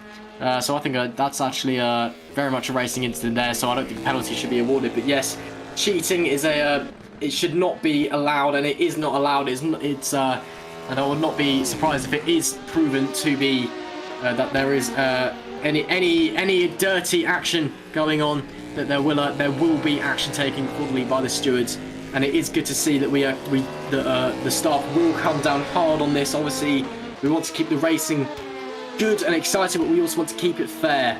And obviously we know that winning is the end goal for everybody, but purposely altering your car to make it quicker outside of the rules, while it may give you an advantage, it's not fair, and that really shouldn't be allowed. It's really not good for the esport. And Cirilli with another half spin as well.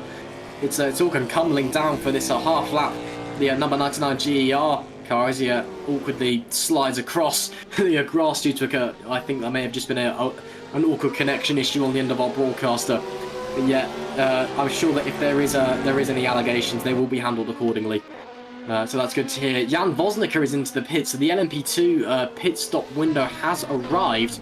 Got a couple LMP2 cars in the pits. So Jan Vosnica, who was leading the race earlier on until he had a penalty, is now in the pits. He's the first of the GTE runners to come in, and so we'll have to see how that affects. He's now on his way out, taking a very aggressive line on the pit exit as well. So now I have to see how he bodes over the rest of his stint. I believe there'll be another 40-minute stint for him, and then he'll be out of the car and swapping over at the halfway point, as per with most teams. Just up the inside of the, I believe the Team Imperium Corvette there. And James Zubia, just looking at the front of the DPI category, 4 seconds at the moment to the Epic RSR car. They're still locked in not quite a battle, but they're still locked very closely, which is great to see at this stage in the race. And obviously here's Jan Vosnica, who was dominating LMP2 until a penalty for an incident. He's now well down the order, and he's got some places to make up. I'm sure he'll be driving his socks off, absolutely. And looking into GT as well, we've got the Phoenix Motorsport, the Mugen cars are only 2 seconds apart, so that's a big battle to keep an eye on as Vosnica just overtakes a BMW down the inside there. Just going to have a look back onto the Discord again, because I just want to keep an eye on this scandal, I suppose we're now calling it. And yeah, we do have some video evidence now from Toy Lawyer while Robert Paul was driving, and just from my perspective, it definitely does look like that BMW has a suspicious amount of pace down the Wellington Straight. So and apparently there was dirty driving going on anyway as well, so they're now being accused of driving quite dirtily anyway. But with that amount of speed, that's really something you don't want to see. Obviously they are DNF now, so they can't do it anymore if they are in fact cheating, and they will be investigated post-race. But yeah, that's really not what you want to see, George. No, not at all. I have to say that is a real shame, and I have to say it's we commentate and we watch these races with great intrigue and obviously great enthusiasm, and it's always a shame when the element of competition is infringed with that of outside pace enhancement boosters. It's just not right. And the fact that they've applied something that's outside of the rules and obviously driving as erratically as they were, it just goes to show the fact that we don't want stuff like that in events such as this. We have a clear competition set in process, and I've got to say it's great to see the drivers at their best, but at the same time witnessing something like that happening on track, and the fact that you've got such a big and such a promising rise in esports such as VMG, the pride of endurance racing at this moment in time, something we're very fortunate to be broadcasting for you guys at home. It's a real shame to have to bring that to the table. So obviously we don't like to talk about rule infringements or things like that, or things that may bring the sport to disrepute. But at the same time, it needs to be dealt with. So I'm glad the stewards have taken a serious view on this one. It certainly has shown great responsibility across the board from the team. Great stuff. Yeah, obviously there's been a lot of stuff in sim racing news regarding cheating recently as well. Obviously there was a whole outburst of kind of cheating scandals in iRacing as well, and there was a lot of social media backlash. It just all kind of happened at once, and it really did bring into light. It's actually relatively easy to cheat in esports. It is unfortunate, and suddenly we leagues which are going along perfectly normally now have to take extra steps to make sure no one is cheating. Drivers then now have that knowledge that they are able to go in and perhaps alter car files, for example, to try and give themselves an advantage. So it is a shame that it happens. That it is a shame, and it's a shame how easy it is to cheat as well in some scenarios. And all you need to know is how basically where files are and how to change them, and it's really disappointing. But you'd expect that people have the self-discipline to bring themselves to not do that, and to sim racing should be about fun. That's what it is really. It's just about fun, and it's about going out and pretending to be a race driver, because you never really have the budget to go and be an actual racing driver really. And there's contact there between Moscato and Cirilli on the screen. Moscato manages to get the position down the inside. Cirilli takes a bit of a wobble into the loop. But yeah, I'm sure Cirilli want to have the slipstream when we'll dive back down the inside into Brooklands. But yeah, sim racing should be fun. That is the main cause for sim racing. It's about getting out there, having fun, making friends, and you know, competing and having a good time in a pretend racing car, and it really shouldn't be about winning as you know, as many people think it should be. Many people, you know, all they see in it is the glory, and you know, they're prepared to do whatever they want to get that. As we see some DPI and LMP2 threading the needle there on the GTE cars. Wow, that was a spectacle and a half to watch. But yeah, I'm sure that if there is any infringements on the rules going on, that the stewards will handle it accordingly. And obviously the league has a no tolerance policy on rule infringements, especially if they are as heavy as this. So I'm sure that this will be dealt with if the allegations do turn out to be proven correct. But, you know, as George said, it's not nice to talk about. As we can see the replay here of that is the race start. As we can see here in the GT category, the race start, we should be able to see it's the leading BMW, the 027 on the outside, and you can just see already, you know, the pace advantage that it had off the line. Just the acceleration. Look at already the gap it has. Yeah, I don't want to go too much into that, but I think I've made my mind up on what the outcome of that would be if I was one of the stewards there. I won't expand on that any further. It's not my decision or my place to make those decisions. But coming from my perspective, that's yeah. I won't say any further. But I think it's pretty clear what's happened there. Back to the race. Moscato has very much benefited from that little love tap with Cirilli, and he's managed to get a second and a 10th on him already in the battle for P9 in the GTE category. The second Phoenix Motorsports car. It's a sister car in the lead of this race. So they are currently on track to get some big points as Joseph Fagg picks up a penalty in the DDoS car. I'm not sure what that's for.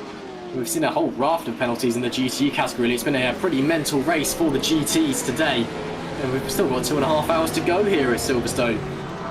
And on the subject of 2.5 hours, that should be about the time we see the DPIs coming in for their third pit stops of the race. As it stands, Chris Shepherd holds the lead with 5.5 seconds to the driller's car, James Zubia. But you know, anything could happen in the pit stops. They could. We saw, you know, in the first stops, Shepherd came out and had contact with Fagg in that DDoS Ferrari. So anything really can happen. So we'll just have to see what happens. Here's Van der Laan looking down the back of Billy Eisman, who made that spectacular move through Cops earlier on the future car. And there goes Van der Laan down the inside of Stowe. Wow, that's a very key move that I didn't see coming at all. Van der Laan down the inside of Stowe, manages to hold the position into clock corner as well. Can he make it stick? Yes, he can. What a move by Rainer Van der Laan. Just as I'm talking about one phenomenal move, we see another happening. Rainer Van der Laan. Billy Eisman's been involved with two spectacular overtakes today. One of them he did himself, and one of them has been done on him by Rainer Van der Laan up into P4 in the Global Endurance Racing number 90 BMW M8 GTE. The big boy, as many call it. It is an absolute hunk of a car, but my word, when it's driven correctly, when it's got a setup on it, is it rapid? And that's what we're seeing here today. That Global Endurance Racing car up into P4. Great move. Last minute, dive down the inside into Stowe. Let's get a replay of that. Billy Eisman he didn't even defend because he didn't see it coming. Runs a bit wide and then goes to turn in. He can't turn in because on the inside, bang, there's Rainer Van der Laan. There he goes, switches back across the front to defend. It's a great defensive manoeuvre, judged perfectly the time he moved across as well. That is some phenomenal stuff from Rainer Van der Laan there. Up into P4, already a second gap. And now he's going to try and set his sights on the cover ahead of the future motorsports car, I'm sure, George.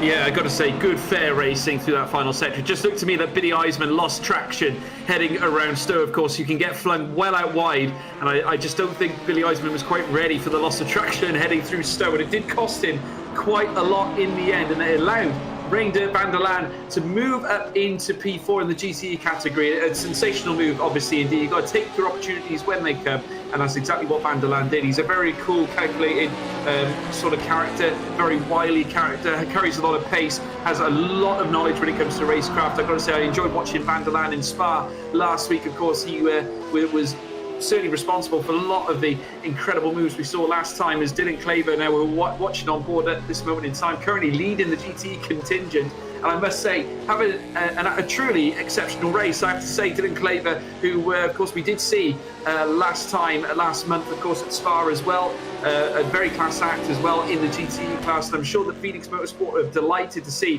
what they're seeing right now. 1.6 seconds the gap between them and Mugen Sim Racing, and I'm sure they're going to be looking to power onwards on that as well. Attila Molnar currently in behind in the Mugen Sim Racing car, of course, on the medium tyres as opposed to the soft tyres that Dylan Claver's donning right now. Just look at him, he's hitting every apex. Dylan Claver just doing what needs to be done here at this point in the race. Of course, we've just breached another half an hour. Of course, we're down to the final 2.5 hours of this race, so this is when we can certainly start to see the strategies coming into fruition, and I'm sure we'll get a better idea as to who potentially will be winning in their respective categories heading into the final couple of hours. So yeah, at this point, the race is very much settled into its rhythm, but then you've got to remember, George, that we do have the driver changes to contest with. Obviously, it's a mandatory driver change here at VMG. I'd expect that most cars will be swapping with about 2 hours to go, and obviously you've got to bear in mind how those second drivers deal with the car. The drivers that are in the cars first, they've had the entire race to be with the car. They're used to the car. They're probably the ones that have qualified in the car as well. Obviously, in some series, actually, the driver that qualifies has to start the race. It's not the case here, but a lot of the drivers which we saw qualifying are the ones who did start the race.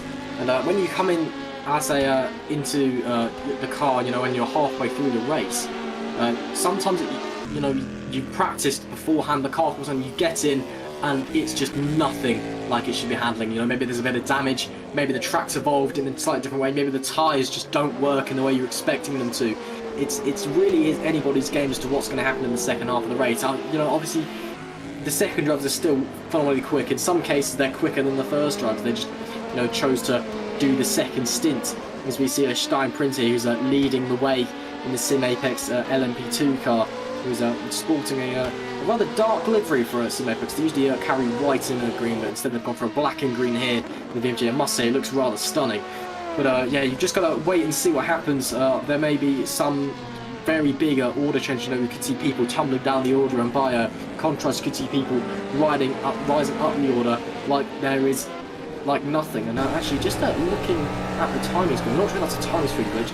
It isn't, because my live timing change. I think that Chris Shepherd's made a mistake, because suddenly James Zuber is 5/10 behind him. He was 5 seconds. And now he's 5/10 of it, seeing this battle between Roland Zooks and Thomas Vac still going on. Zooks has finally got ahead of Vac, which is great for the Mugen squad. But, and there we are, Chris Shepherd has James Zuber all in his mirrors, so I'm not quite sure what's happened. Perhaps Shepherd's made a mistake, locked up or run wide somewhere, but suddenly that Driller's car is back in the battle for the lead. This is phenomenal stuff here, George. Yeah, I've got to say, there's no discrepancies on tyres either. They're both on the same compound, so no excuses here at Silverstone, as we're now seeing Chris Shepherd and James Zuber in tandem. 0.4 of a second separating the pair right now, so there is a little gap there. James Zuber still has a little bit of work to do to close the gap on Chris Shepherd. Remember, Chris Shepherd is different from most drivers on this circuit. Of course, you need to be relentless against a character such as Chris Shepherd. I mean, we saw his rise up through the field earlier on in the race. Remember, he started well down through the field, but James Zuber has already managed to cut down the time slightly as they make their way through Maggots and Beckett. And soon we'll get to see the straight line speed on these prototypes as they now head round the final bend as part of Maggots and Beckett into Chapel. GTE car in the midst there, as well as they make their way down the hangar straight. And there you can see James Zuber just locked in behind Chris Shepherd. Here comes the Drillers Esports car on the inside, cuts through, heading into Stowe. And oh my word, a little bit of front to back contact there. And Chris Shepherd wasn't able to hold on. But as they come down through the last stages, heading into Bell and Club Corner, still James Zuber holding on to P1. He now needs to hang on because Chris Shepherd is relentless. He's a dog with a bone. He likes to bite. He likes to fight. Here comes Chris Shepherd down through the Lewis Hamilton straight. Takes the outside line through, passing the GTE car round turn 1 at Abbey, heading into Farm Curve at turn 2. And we'll have a look at this replay now. He was absolutely scintillating. I believe this is actually James Zuber again, who were running on board and just taking the inside line around Stowe, and it was nigh on perfect. Managed to almost back away Chris Shepherd at that moment in time, and the gap is still a healthy just under 0.3 of a second gap. And you can imagine now Chris Shepherd with the straight line speed, looking to take the outside line, looking for an open door, but no, James Huber still able to hold on to that P1 spot. But what an exceptional moment there in this race. James Huber showing his quality, taking down Chris Shepherd, of course, a relentless Chris Shepherd, but the battle is still not over. Well, at this stage, it is very much advantage Drillers Esports, but as you said, the battle far from over. Chris Shepherd is a very, very quick driver. He's not going to hold back at all, I'm sure. But wow, what a move from James Huber again down at Stowe Corner. That seems to be the action spot here today at Silverstone in the VMG Endurance Series. Down the inside at Stowe Corner, sweeping around that long right-hander. It is a great corner, and when you get an overtake done there, it's very satisfying as well. But yeah, James Huber into the lead of this race. He was leading earlier, had that penalty, back up to the top spot. Chris Shepherd just lying away now 6/10 behind, or more close to 7/10. There's a penalty for Radek van der Laan in the top left. Not sure what that's for the number 90 Global Endurance Racing driver. Big shame for him because he's been having a good race. But as I was saying, James Huber into the lead. My prediction now is that he's going to be trying to flee as fast as he can. He'll be coming into the pits soon, I'm sure. Given or perhaps they're trying just to run a tad longer to try and get the most out of this stint. Now, obviously with Chris Shepherd, he holds the advantage with the pits because James Huber now just has to wait and see what he does. Will Chris Shepherd try the overcut or the undercut? Because at the moment they are pretty neck and neck on pace. It's been around about 7/10 now for about a lap. Looks like it's gonna remain about a 7/10 gap. So Chris Shepherd really could go for the overcut or the undercut. It doesn't matter what happens. He's just going to wait and see what James Huber does. It may well be that he just chooses to stay out and bide his time and wait for Huber to pit and then pushes. Maybe he's trying to save his tyres for a mega in-lap. We'll just have to wait and see what happens. You can see in the bottom right there, there's some GT action going on. But yeah, this is mega stuff from James Huber, who's just driven his own race today.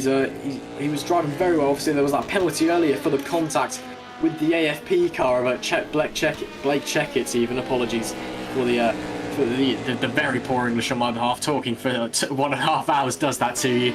But yeah, he's come down the order from that penalty, fought his way back through, now back into the lead with a spectacular overtake.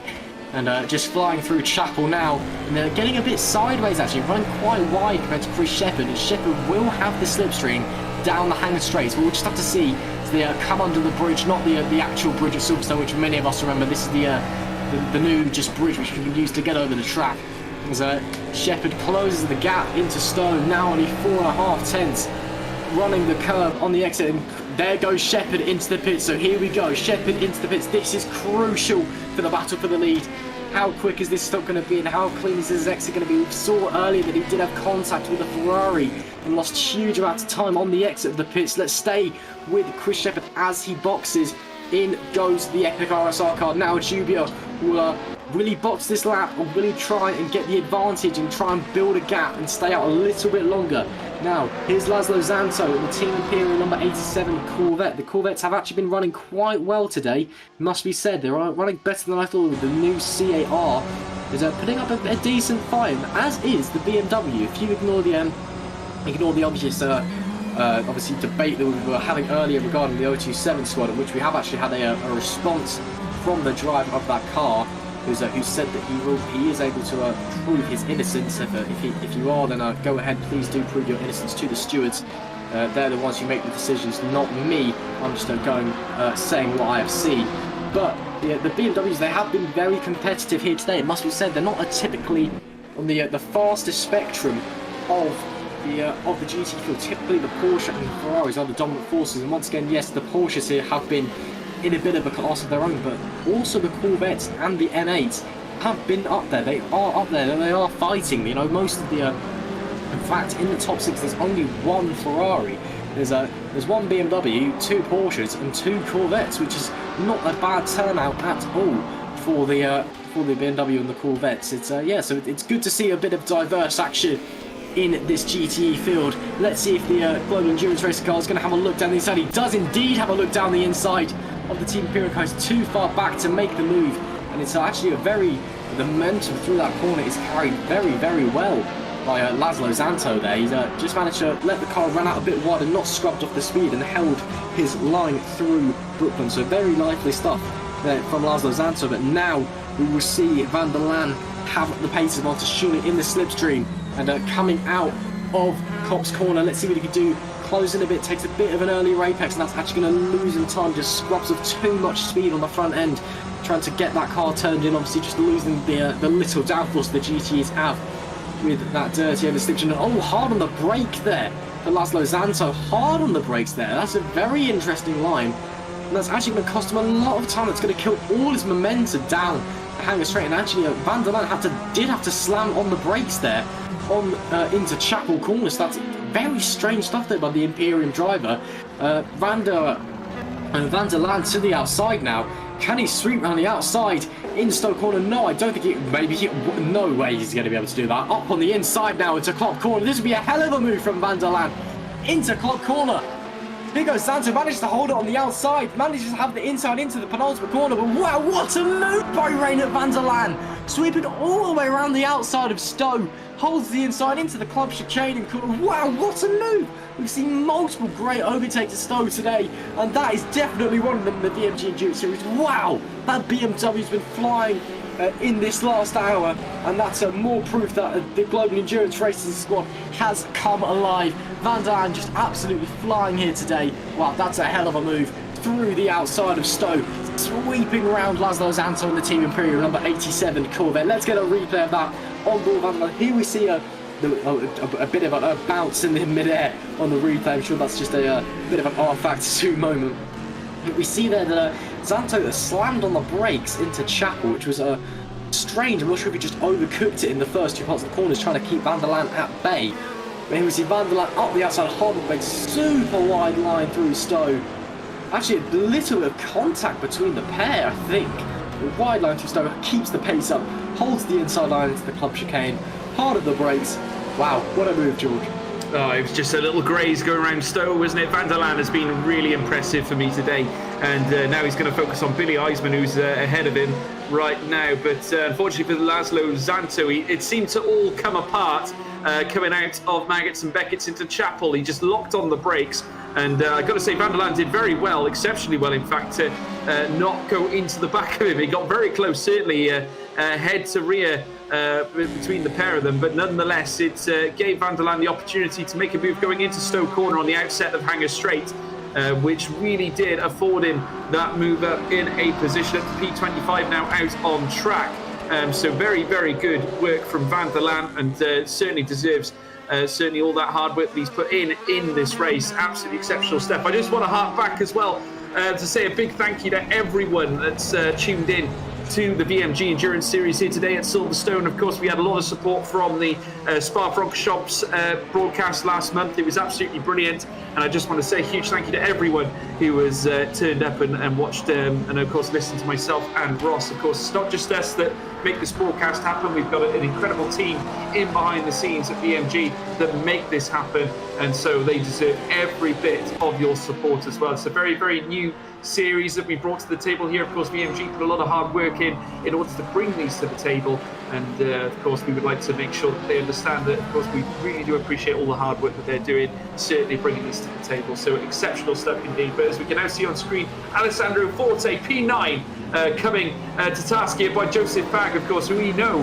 based on previous experiences of watching Joseph Fagg, he is not afraid to sit the car down the inside of anybody as they now make their way down between the straight between turns 5 and turn 6 at Brooklands. And immediately you see a response here from Alessandro Forte, who moves his car just slightly more left into the centre of the track, as we're now seeing a pit stop for the Red Archer VRT car. That, of course, being Thomas Wack there in P2 of the DPI class, and, of course, P2 overall. But we'll have to see how this is affected, because, of course, Epic RSR's driver, Chris Shepherd, very soon, I'd imagine, will be looking to jump him into P3, as we're now rejoining a battle here between Dylan Kleber and Attila Molnar. 0.2 of a second, the Delta gap. This is for the lead in the GTE class as they now make their way around the next right-hander, heading. Oh, a spin! Oh, a spin there indeed. It's a cluster of a spin there because Attila Molnar got picked up there luckily enough, did not come as worse off as Dylan Claver, but scenes there in that outer sector as they make their way down the Lewis Hamilton straight out of the club corner, and it's opened the door for Mugen Sim Racing and their man Attila Molnar to take the lead and spring on a healthy gap of approximately 3.5 seconds at least. Let's take a look at that replay. Absolutely incredible. Dylan Claver, you can see that we're currently viewing round in the final corner. It just literally must have been the slightest of touches that just enabled him to spin round. He's just regained the track, but he's lost that P1 position in the GTE class. Absolutely incredible scenes, Ross. Yeah, Claver and Molnar have been locked in battle this entire race. And, you know, obviously at this stage, you've been in the car for 1 hour and 45 minutes. You're going to be quite tired, and, you know, just a tiny little mistake and it's going to send you around. And unfortunately there, poor Claver on that Phoenix Motorsport 62, but it's only 4-second gap. There's still the driver change coming. There's still 2 hours and 15 minutes here. Oh, and there's another spin there going off onto the left. Who was that? I think that was one of the Valet Esports cars flying off the road there. I can't quite see him. Yes, it was the number 44 Valet Esports car. That's a disaster there, as driven. Well, I'm not quite sure what happened. There's a Boton Berkenyes at the wheel there. Just lost the car. I mean, we've seen another Valet spin earlier as well. When the sister car got on the curb, as we can see here coming to Brooklands. Let's just get a replay here, just fighting with I believe a Stein Prinz there. I'm not quite sure. Oh no! Just added a little bit of steering lock under braking, and the car just snapped. It is that's really not what you want to do. Just a tiny little mistake, as I was mentioning earlier. You know, at this stage in the race you're tired, and you know you start to make these little mistakes. Unfortunately there, but you know that's what happens in sim racing and motorsport. Sometimes you make mistakes and you just got to pick yourself up and move on, and that's what makes a great driver, is those who are able to partially avoid mistakes altogether, but you know those who also, when they do make mistakes, don't get caught up. And there's another spin there as well. Is that Joseph Fag who's just gone round? No, it's not Joseph Fag. Joseph Fag is behind Alessandro Forza here, but there's a red BMW, or a Ferrari even there, just facing the wrong way at Chapel Corner. I'm not sure who that is. I think that's the TTF actually, I think that might even be the TTF Racing number 70 Corvette. I just saw red and assumed it was a Ferrari, but I believe that is the 70 Corvette that's just gone round there. Chat COVID at the wheel. Not sure what's happened, but here we see the leader, James Jubia, has come into the pits. So finally, into the pits comes James Jubia, possibly even seeing a driver change. Chris Shepherd has not had a driver change yet. Now there's Thomas Vack. James Jubia does not have long left to go until the halfway mark. So we could be seeing a driver change here, or we could be seeing a driver change at the next stop. Who knows? We have to see. Jubia still in the pits. Chris Shepherd onto the Hamilton straight. Looks like he's going to get the move done. Jubia gets on the way, but there's not enough. Shepherd into the lead of this race. The Epic RSR squad has the big lead already. That's the undercut has worked out miracles for them there. They've got some big time on their hands, but the Drillers car will have fresher rubber on. So that's something to keep an eye on. James Jubia back out onto the track in P2. Coming out, really. Coming now through the loop. And back onto the Wellington straight. Yeah, that's a definite drama here. Ignore the timing screens. It is not 43 seconds. That's just a small glitch on rFactor 2's behalf. It can't quite handle cars coming into the pits here at Silverstone, it seems. But it's a similar thing, obviously, when the pit lane cuts out the final 3 corners here at Silverstone. So a lot of the time when a car comes to the pit, you'll see them gain a place or two. If there's any drivers ahead, that doesn't actually happen. That's just a glitch in the timing screen. Actually, you could actually that's if you were in a battle with somebody on the final lap, you could actually dive into the pits and perhaps try and gain a place to cross the start-finish line ahead. That would be a bit possibly quite illegal, but a bit cheeky. But that's just rFactor 2 for you. It's not perfect, but we all love it. And another yellow flag out in sector 2. As we see, I believe this is the number 90 GER car out. No, it's the 99, as driven by Giorgio Sorelli, who's also had a fairly quiet race. He was running extremely well at Spa. He's another driver who's had a pretty quiet race today, actually. Yeah, just a bit disappointed to see. Obviously, the mixed fortunes for the BMWs out there today. One with I suppose a cheating scandal, another who's been running fairly well, and then Giorgio Cirilli, who's running quite far down the order. But still, it's been a relatively solid performance from the GER team. Just 2 hours and 11 minutes to go as well. Three positions. There goes Chris Shepherd, who blocks up big time, diving down the inside of the Fusion Porsche there. That's not going to do any wonders to his front tyres. That might even give him a flat spot, which is not what you want this early into a stint. James Jubio will be hoping he makes those kind of mistakes at every corner. 7.7 seconds separate the pair of them. Jubio though on the fresh rubber, so he will have the pace advantage. The question is, will he be able to make up that gap in time for the next pit stops? I'm not entirely sure. Well, it is already 6.7 seconds. A second through the first sector with that lockup. And with a big lockup, that does come with a flat spot. So I'm sure that Shepherd will not have a flat spot. So that's something to keep an eye on. If the Driller's car can, make 5, 6, 7 tenths a lap on Chris Shepherd, that's they are going to be neck and neck coming into the next round of pit stops. So that's definitely something to keep your eye on, George. Yeah, I got to say I was quite surprised to see that Drillers went into the box and did not make the driver change. I have to say, but I suppose that they want to try and get as close to the fair share allocation as possible. But just obviously, if you're looking at it, given the fact that now they've got the new tyres on, they can pull the gap back to Chris Shepherd, who's currently leading the DPI class. Of course, Chris Shepherd, I can firmly imagine, will want to keep going to the outside of his stint. They've got around about 10 minutes before they've reached the halfway point in this race. And I can imagine that Epic RSR will not be far away from making a driver change heading into that sector. I'd imagine that Chris Shepherd probably just wants to get as much clean air as possible in between him and the Drillers Esports car. But naturally, with the fresh rubber applied to that of James Huber's car, that's going to be exceptionally difficult, given the fact that we have still got 10 minutes remaining, and he does seem to be lapping potentially, I think, around 3 to 4 tenths a lap. Yeah, Juba definitely has the pace advantage at the moment. He's very much pushing very hard. Might also be on a lighter fuel load as well. He maybe wants to have just a slightly shorter stint. He ran a very, very long last stint. That's why the gap between is so big. Chris Shepherd, just on the fresh rubber, was able to get a gap. But now he's on the fresh rubber, he may even, and as I said, may have a lighter fuel load to go with the shorter stint. We'll just have to see what happens over the remaining time before these two come into the pits and surely have their driver change, handing over to the next drivers in line for the remainder of the race. Clouds still in the air here at Silverstone. No rain just yet, and looking out the window, no rain where I am either, and I'm judging my own weather as the weather for Silverstone given my proximity to the track. But anything can happen. There was we were discussing this before the stream went up. There is around about a 30% chance of rain throughout the entire race, and this does increase heading into the last hour. So rain could be on the cards here at Spa. It was a massive shake-up to the order. It came, then went, and then came again into the final about 15-10 minutes, and it was absolutely drama all over the place as it came in for the final time. There's 50 minutes left on the clock. There's drivers diving into the pits. There was crashes, damage. It was absolutely mental in the last 50 minutes. And while I'd love to see a similar sort of thing here, there's a much lesser chance of rain. It's a very different beast from Spa. It's Silverstone. It's a lot flatter, although it's bumps, but it's a lot flatter in terms of elevation change. And, it's a lot wider as well.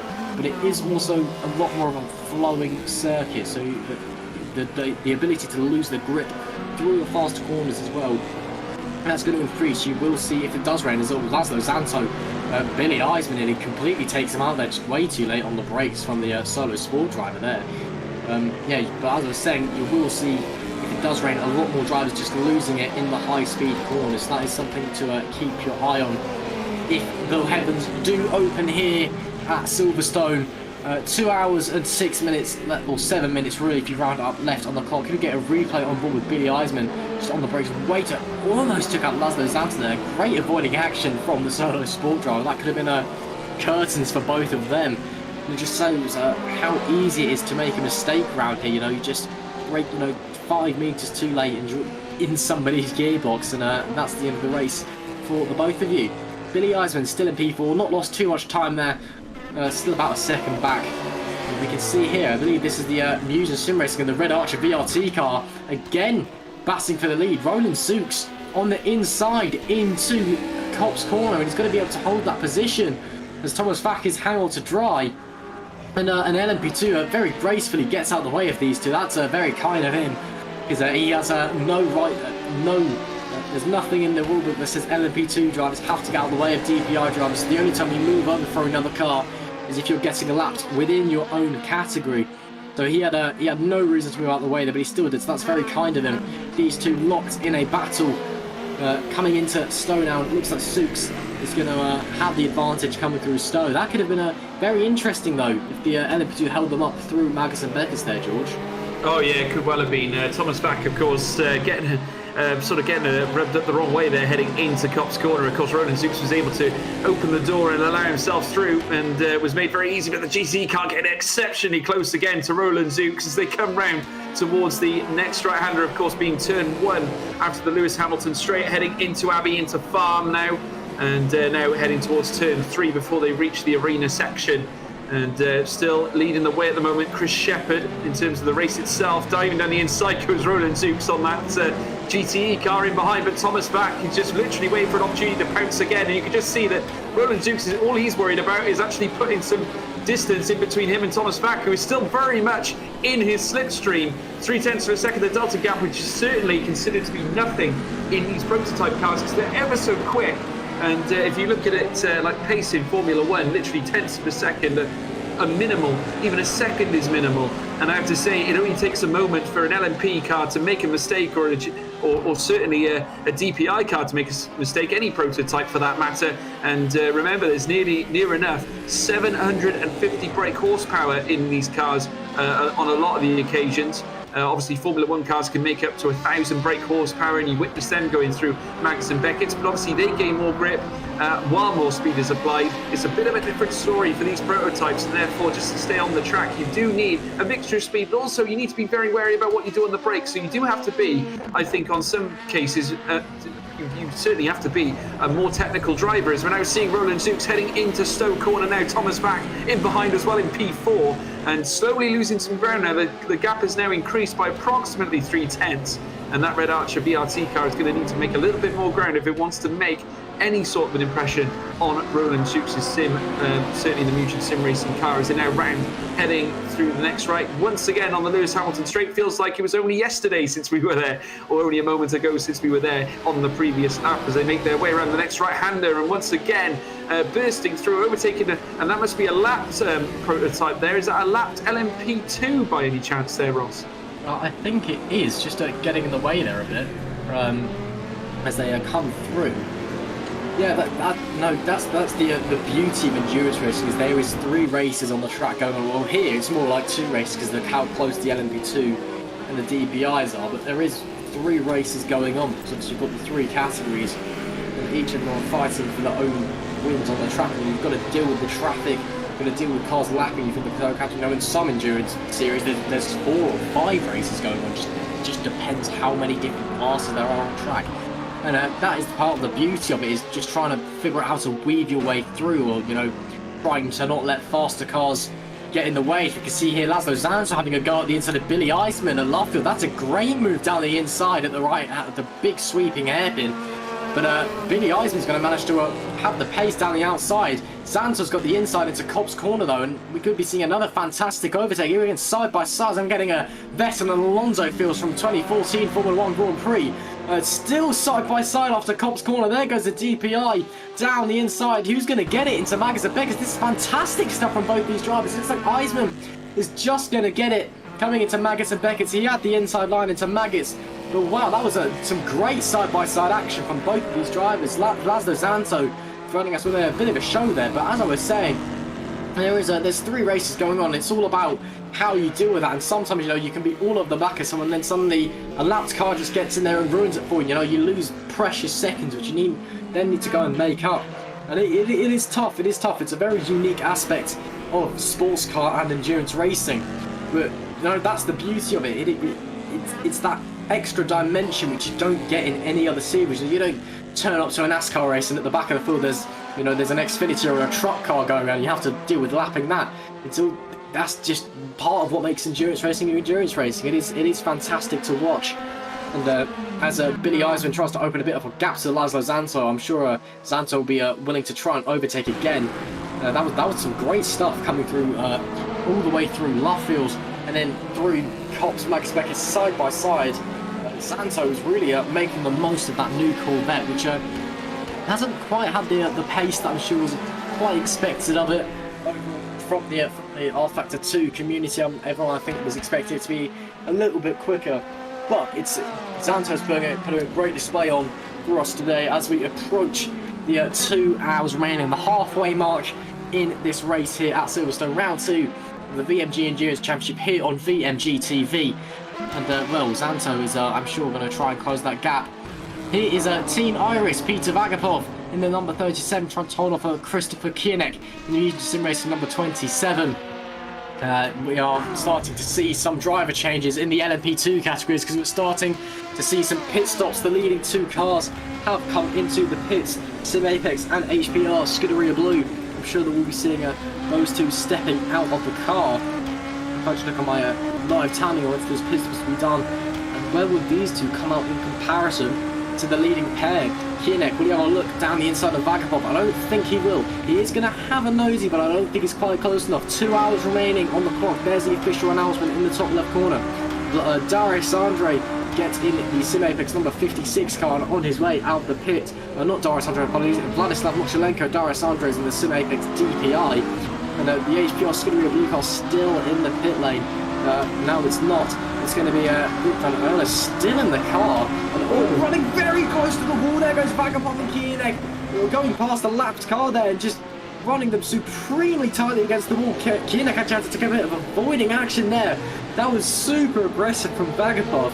Just, I mean, perfectly legal. Obviously, there was no contact between the pair. Vagapov only moved once. But yeah, that was extremely aggressive from the Team Iris driver there. I'm sure Kierneck is not going to take too keenly for that. We may see perhaps some slightly more aggressive racing from these 2, George. Vagapov's obviously set the tone of how he wants to drive here. Yeah, I got to say, Kierneck is showing some incredible pace. That's why I was watching him while we were on board. Him going wide, Vagapov! Wide indeed for Vagapov, as we're now seeing Kierneck now in behind that of the Team Iris car. They've only just both done driver swaps. They went into the pit lane in tandem, and the Mugen Sim Racing team are now watching on with great expectations for their man, Christopher Kierneck, who is now bombing down the stretch here, heading in towards Cops. And you can just see, look how close they are, literally within 0.5 of a second of each other now, but it's coming down crushingly right now as they come up through Maggots and Beckett's. They've got to dispatch a GTE car and just about do just that as Christopher Kierneck trying to hug the rear end of that Team Iris car, looking for a great exit, heading round the next round. Oh my word, it just seemed to be an accident waiting to happen. Christopher Kierneck, unfortunately, heading on the outset, heading into Chapel, just could not break free. And of course, it was bound to happen. They were going so hot through Maggots and Beckett's, and they just happened to have the slightest of touches, and that is all you need around a sector like that. Just look at this, for instance. All it took was a wide moment indeed between that of what seemed to be Christopher Kierneck and Vagapov took a little bit of a wider line. It opened the door for Kierneck, but immediately it was closed upon him again. But the only difference was he was alongside him at the time, so I'm not sure how that will be looked at. I think to be honest with you, it'll probably be a typical racing incident, as we're now seeing Vagapov now trying to work his way through the field. But amazing to see that Kierneck has managed to gather himself and at least only remain 1.8 seconds behind, but he is absolutely storming right now through this field, and I'd imagine it won't be long before Kierneck is right back on the rear of Vagapov. He certainly seems to carry more pace in that Mugen Sim Racing car. He does indeed. Obviously, very unfortunate incident there. Vagapov just ran wide. Kierneck saw the opportunity and went for it, and then himself just a bit too much speed, perhaps a bit of dirty air as well, giving a bit of wash on the front end. That's all it took, a little bit of understeer, tapping the side of Vagapov's Iris car, and around he went. But as you said, and look at the gap, 1.36 already. Kierneck is on an absolute charge in that 27 Mugen Sim Racing car. The gap is absolutely tumbling down. He'll be all over the back of Vagapov very, very shortly, I would presume. Just going to take a look at the live timing here, see what kind of sector times he set in. Kierneck is wow, that last sector was 0.5 faster than Vagapov.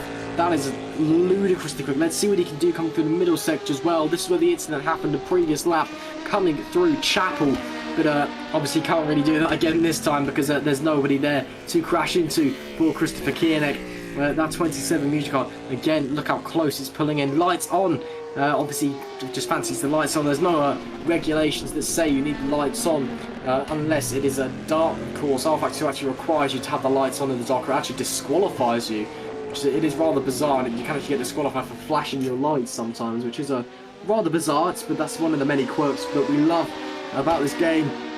Can be frustrating, but that's just part and parcel with rFactor 2. It's actually Koenig's actually dropped back in that sector. He's coming through the first sector again. He's again slower. So Koenig has some ludicrous pace through the first sector. As Chris Shepherd here we see in the lead of the DPI category, still in the car with an hour and 55 to go. He's got a 4.2 tenth gap to James Yuya, who has slowly but surely reeled him in. And not long to go now before I'm sure these two are battling once again. But yeah, Chris Shepherd again, he's come from the back of the grid into P1. And he's doing a mighty fine job, I must say. You know, he's holding his own ground. He's dealing with the pressure from the driller's car expertly. He's timed his pit stops very, very well. Bit of a wobble there, but he's managed to catch that as well. Good save. And yeah, the gap still falling. It took 4.1 seconds. But he's not panicking. He's not cracking under the pressure of the oncoming driller's Cadillac DPI. He's driving a very solid, consistent race, hitting his marks, hitting his lines. Just very smooth, keeping it consistent. And I'm sure when he comes hand over to his teammate, they will be doing exactly the same thing. Jubia, on the other hand, with that pace advantage on the soft tyres, the gap's still falling. He's pushing like crazy, I'm sure, and he's desperate to wind that gap in. He wants to be all over the back of Chris Shepherd when it comes to the pit stops. There's every chance that Jubia could be running longer than the pit stops, or he could even be running to try and catch Shepherd so they enter the pits at the same time. That would be exciting, wouldn't it, if they enter the pits at the same time? Really a battle of the virtual pit crews here. As Shepherd just laps a Ferrari there and heads on his way round Luffield and out again. It seems that the sky is getting greyer with every single passing lap, as is such is the regular weather in England anyway. It's a pretty grey place to live, but that's not taking away from the action here at Silverstone. Yellow flag in Sector 2, not quite sure what that's for. Now on the subject of fights, it's been, I must say, it's been quite phenomenal. We haven't actually had a single code 80 yet in this race. I was just about to raise that point, funnily enough, for us. We haven't had a single one as opposed to Spa. But don't forget, we are forecast rain later on in this race. Of course, the grey clouds have formulated over Silverstone, so we will have to wait and see whether the rain will become a factor. But I got to say, just harking back to this Chris Shepherd, James Juba battle, of course, you can see James Juba in the background taking Maggots and Beckett on the outset of Chapel. And I have to say, I would not be surprised that if James Juba followed Chris Shepherd into the pit lane. I get a feeling that maybe James Juba will want to just track the leader here, give whoever comes in the car instead of him a chance to just close on Chris Shepherd. As we're now watching Adam Zagaiva coming into the next right-hander, and you just see him wide there and shaky over the Scottish curbs, and that is a crunching blow into the wall there for Adam Zagaiva. Not ideal at all. And heading around the right-hander is certainly not where you want to be. Riding any curve such as that is a very awkward place to be, as you now see Chris Shepherd trying to negotiate his way through this field of GTE cars as he now makes his way down the stretch between Arena and Brooklands. Of course, turns 5 and turns 6. But sensational stuff in the background. You can see James Juba, and he is bringing back the time slightly. Remember, James Juba on the fresher compounder tyres. Chris Shepherd, who has managed to fight his way back, remember, on a older set of tyres as opposed to James Juba. So I'd imagine that James Juba just want to really utilise and get as close as he can to Chris Shepherd, so when they box the next time, they can be, I suppose, on fresh compounds together and at least have a fair fight for the remaining 2 hours. Of course, they will have different drivers, I can only imagine, in their next pit stop, as we are now seeing new drivers now taking the seats in the cars at this moment in time. It's going to be very thrilling to watch as we see GTEs in the background there coming a cropper heading into Maggots and Beckett. Absolutely sensational. In fact, we've got another battle on our hands here. Rain Dirt Van der Leyen, who has never failed to impress here today. You've got 2 GER cars very close together. I believe that is Sorelli, isn't it, Ross? Oh, that is Sorelli, yeah, just getting lapped by Van der Leyen there. I've just been brought to the attention by Schou and Prinz with a bit of a leaderboard glitch going on. And apparently, according to our leaderboard, the leader of the LFP2 car, the Silverstone 56, has been in the pits for 9.5 minutes now. I can assure you that's not the case. There is Vladislav Mochalenko, very much on the track, and just as I mentioned that, we do get Ollie just runs a bit wide as the leaderboard is refreshed by our broadcasters. Thank you very much, guys. But yeah, thanks for bringing that to my attention, Steiner. Quite funny that, I can assure you he was not in the pits for 9.5 minutes. If he was in the pits for 9.5 minutes and still in the lead, my, you must have had some pace in that motor over the first 2 hours of this race. Here is Chris Shepherd still in the lead. James Schubert's actually dropped back a little bit. It's actually only 5 seconds back now. No, Chris Shepherd getting really held up onto the Wellington straight, however, as he heads down there. Just this GTE mess of cars that he's having to find his way through past one of the GER cars. Here's the Musion Porsche, the number 63, is just fighting its way round. The Team Imperium Corvette, the number 87, is into the pits. As you can see on our timing screen, also the Musion Sim Racing squad are now side by side. So the GTE pit stops have started to happen. Gergo Ballo now in the car in the number 63. It's Molnar still in the 95. Yeah, the 63 has had their driver change. Gergo Ballo into car. Very quick driver is Gergo, one of the founders of the Sim Apex team. Spent many a year there before deciding he needed to move on to greener pastures, and that Musion squad is very much providing him those results that he desired. Although he was achieving them with Sim Apex, to be fair, they are by no means a bad team. This Musion squad is not a bad place to head off to at all. Mr. Ballo doing well, his team has done a great job, and I'm sure he'll do a great job in the car as well, with 1 hour and 49 minutes left on the clock. Now the gap. Oh, hello, the gap. Chris Shepherd in the pits. Just as we go to replay of Danny De Haas, the other driver changing the GER car. There goes Danny De Haas in the number 99, spinning out and almost taking the glass and Ferrari with him. Chris Shepherd in the pits, so this will be the driver change. I am certain James Jubia inherits the lead of this race, but Chris Shepherd in the pits in the Epic RSR. I saw the times tumbling, and at first I thought Chris Shepherd had a problem. No, into the pits comes the Epic RSR car from P1, drops down into P2, and I'm sure this is the important moment. He's actually someone into P3 as well. Roman Zukes has got past in the Musion car, so Botan Bukenyes gets a penalty, as we can see in the top left. You could just see how long the driver swaps take in this field. Shepherd has been in the stationary, or the car should I say, has been stationary in the pit for well over 40 seconds now. It's dropped well down the order. P4 now. The Sim Apex car is a lap down, so I won't overtake him. But out the pits comes, and is it me, or is my live timing wrong, or is Chris Shepherd still in the car? And he is.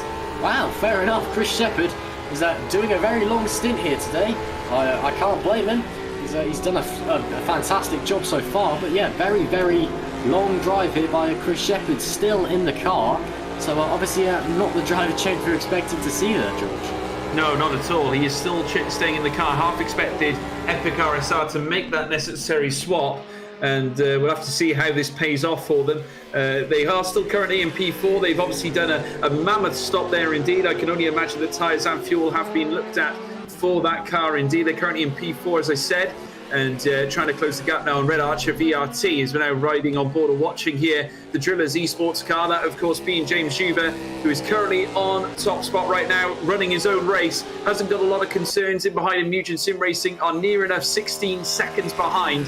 15.7 if you want to be exact, but James Schuber loving life currently in P1 for Drillers Esports, and I'm sure it will certainly help him, given the fact that he knows that Chris Shepherd is well and truly behind now. It's going to be curious to see who picks first for a new driver. I can only imagine that Chris Shepherd is going to be staying in for quite a little bit more time now. Obviously, James Schuber made that tyre change briefly before, as we now witness the Mugen Sim Racing team once again together again, as we're seeing Gergo Balau currently in P27 on track. Attila Molnar currently in P28 as well. And as they're now making their way down towards the next left-hander at Brooklands, soon to be around Luffield. And Gergo Balau still holding firm in P27. Attila Molnar, P28. 1.1 seconds separating the pair of them. Of course, we know a little bit about Molnar. He's been very tenacious himself, but Gergo Balau, a very pacey character as well. Mugen Sim Racing certainly have an abundance of quality drivers in their team, and they never fail to amaze. Hence their 2 victories last month when they won the LMP2 category at Spa, and also the GT classification as well. But no such results so far as we can see in the GTE category, as we're now seeing David Alfahelm there currently in P25. And there goes the Drillers Esports car, just zooming past him there. Laszlo Santo running a bit wide there, Alfheim there in P25, opening the door potentially for Laszlo Santo, who has already managed to close the gap quite significantly. Maybe a move heading down to Vale, no, decides not to, and just literally holds himself in behind the TCC Motorsport car. Laszlo Santo being a little bit patient, does not want to overstay his welcome here as they round the final corner, heading down the Lewis Hamilton straight into what will be turn 1 at Abbey, and soon to reach around to turn 2 at Farm, as well as they whip their way around turn 1 and literally gripping onto the car. It almost seems to me that the grip favours Laszlo Santo at the moment as they head down towards the arena section of this circuit, and in comes a Sim Apex car just to confuse matters in between these two GTE classification cars.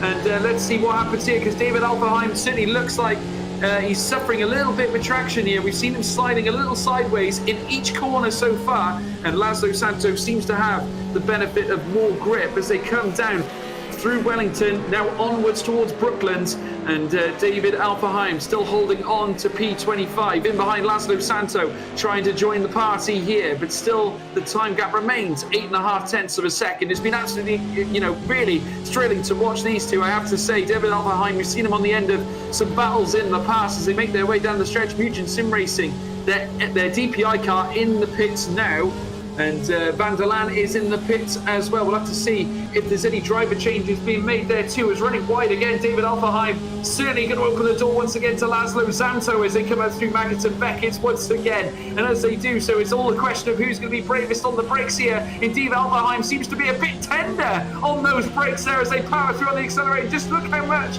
time he has actually lost there in comparison. And certainly as they do so, they're coming down the long hanger straight, very soon to enter Stowe. No move quite being able to be made yet, but Alfheim certainly seems to be under a lot of pressure here, Ross. He does indeed. He's struggling about there. Who's that flying off in the back of there? That's I believe that's the Omicron LMP2 car, just getting a bit wide on his run into the pits. There's also I'm not quite sure what's happening here. He's blinking all over the shop. Apologies for that, must be a connection issue on their end. As you were saying, yeah, Offenheim's just under a little bit of pressure here. He's I'm sure he's just perhaps on older tyres, with just struggling a bit. That Porsche hasn't been particularly impressive all race, if we're not to be obviously rude, but they've just not really shown glimpses of that squad actually was quite tasty at Spa in the TCC Motorsport car, and they've just not quite been there today, especially on a day where Porsches have dominated the entire race. Damien Klein, as we see there, in the lead, and Vorgax in P2, who is putting on a solid display for the Corvette runners. But yeah, just not a great performance from the TCC Motorsport star. Zanso's who's done a great job so far today. I'm sure he'll be looking to try and push past as well. Just keeping an eye on all the gaps. I expect we will be seeing James Jubia coming into the pits very shortly for a driver change. He stayed out a lot longer than Chris Shepherd in the last stint, so he was going to naturally run longer into this stint. The question is just how long he's able to go, and whether this big undercut has managed to pay off. And we'll just have to see, as we see in the bottom right. There goes Mr. James Jubia flying around Stowe corner. As he heads, let's see if he dives into the pits. We'll have to see. And no, he does not. He goes around for another lap. Does the number 7 Drillers car. Yeah, so that's obviously he did run a very much longer stint than Chris Shepherd. A few stints back, and Justin van der Smeesen gets a penalty there. I'm not sure what for. We've seen a few penalties pop up that we haven't really had, and we can't really tell what they are sometimes, unfortunately. Obviously, that's the Phoenix Motorsport number 94 car, is Van der Smeesen, and ran very well in the last race at Spa. But yeah, there's been a few penalties that have been happening on and off. Tobias Blumschein in the TCF number 43 LMP2 got a penalty earlier on as well. That was another one. There's the red Archer VRT car into the pits. There goes to Thomas Bach. I'm sure we'll be seeing a driver change here. Here's a replay of Christopher Koenig in the Mugen Sim Racing LMP2. Let's see what happens here, just coming through Maggotts and Beckett. Was there... Oh, wow! Oh, right, okay. Contact between Koenig and I assume... Who is that? Oh, and he's actually... Is he stuck in the gravel? He is stuck in... He's gone back to the pits, I think, possibly. I'm not quite sure. Koenig's in the pits. I'm not sure if that's for a DNF or for a pit stop, but Koenig into the pits, just making contact with a Team Iris Corvette there. And, that's really unfortunate. Here is Zanto has got past Olfheim here while we're off screen as well. And the tank from Koenig is just in the pits for repairs. Yellow flag in sector 1 as well, gone as quickly as it arrived. And I'm sure we'll be seeing Zanto disappearing off into the distance fairly shortly. And who is that that Koenig made contact with? They've also come into the pits there in the Team Iris car. It was Jeff Closer, the Team Iris number 77. Disappointed for them. Obviously, just seemingly nothing he could do. Just lost the car coming through Maggots and Beckett's. Just absolutely spat him out, dumped him into the gravel. And it just so happened that Koenig was going around the outside on his trajectory off the circuit, which was just an unfortunate case of wrong place and wrong time. Nothing you can really do there. That's what happens in motorsport and sim racing sometimes. We 1 minute, 1 hour, or even not 1 minute, 1 hour and 40 minutes left to go. 79 laps here at Silverstone. Here's Olfheim. He's actually, he's managed to stay with Zanto better than I thought he would. I thought it would be a much larger drop-off from the Team Imperium Corvette, but that Porsche's managed to hold itself very accountable, which is, very respectable, very fair enough. I thought, he's decided to prove me wrong with all my sayings about it being a quiet race for that number 78 squad. They've obviously decided that he wants to put on a bit of a show for us now, which is fair enough. Here's a replay on board with Jeff Close. We can see it's a sister LMP2 car jumping on ahead. That's a big hit, that is. We are lucky we're in sim racing. I was thinking this earlier when someone ran into the wall. I forget who, but we are lucky at sim racing because you can have accidents like that and get away with it. In real life, that would have been the end of your race. That would have broken an axle or a half shaft or something like that. But in sim racing, obviously you can kind of get away with it. The damage model in real life is far superior to that of rFactor 2. But you can get away with these little dinks, these little touches. And in real life, would actually possibly quite seriously damage suspension. There's Van der Lang gets very close to the back of Olfheim there. That actually gives him a little bit of a love tap there as they come through Brooklands and through Loughborough. We'll see Olfheim now has the inside line and the traction out of the corner, wheel banging down the straight a little bit. He submits to Olfheim, the Porsche, just that tad quicker down the straight. Let's see what they can do coming through Copse. Van der Land has a look, decides to not go for it. Instead, just chooses Olfheim, a little bit of a wobble coming through Copse, and that's a big run from Van der Land. Come out of the corner, he's going to have to try and hang around the outside of Maggots if he wants to make the move work. Let's see what he can do. Can't do anything. Team RS LMP2 as well getting involved in the background.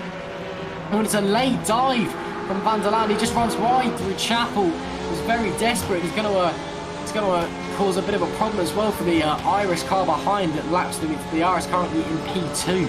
And the LMP2 category. It's been a great performance from them so far as well.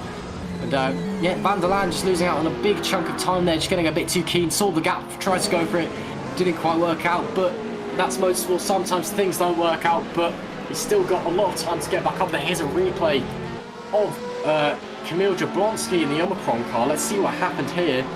Oh, very wide from Kamil Jablonski there. We've seen that Omicron car. Oh dear.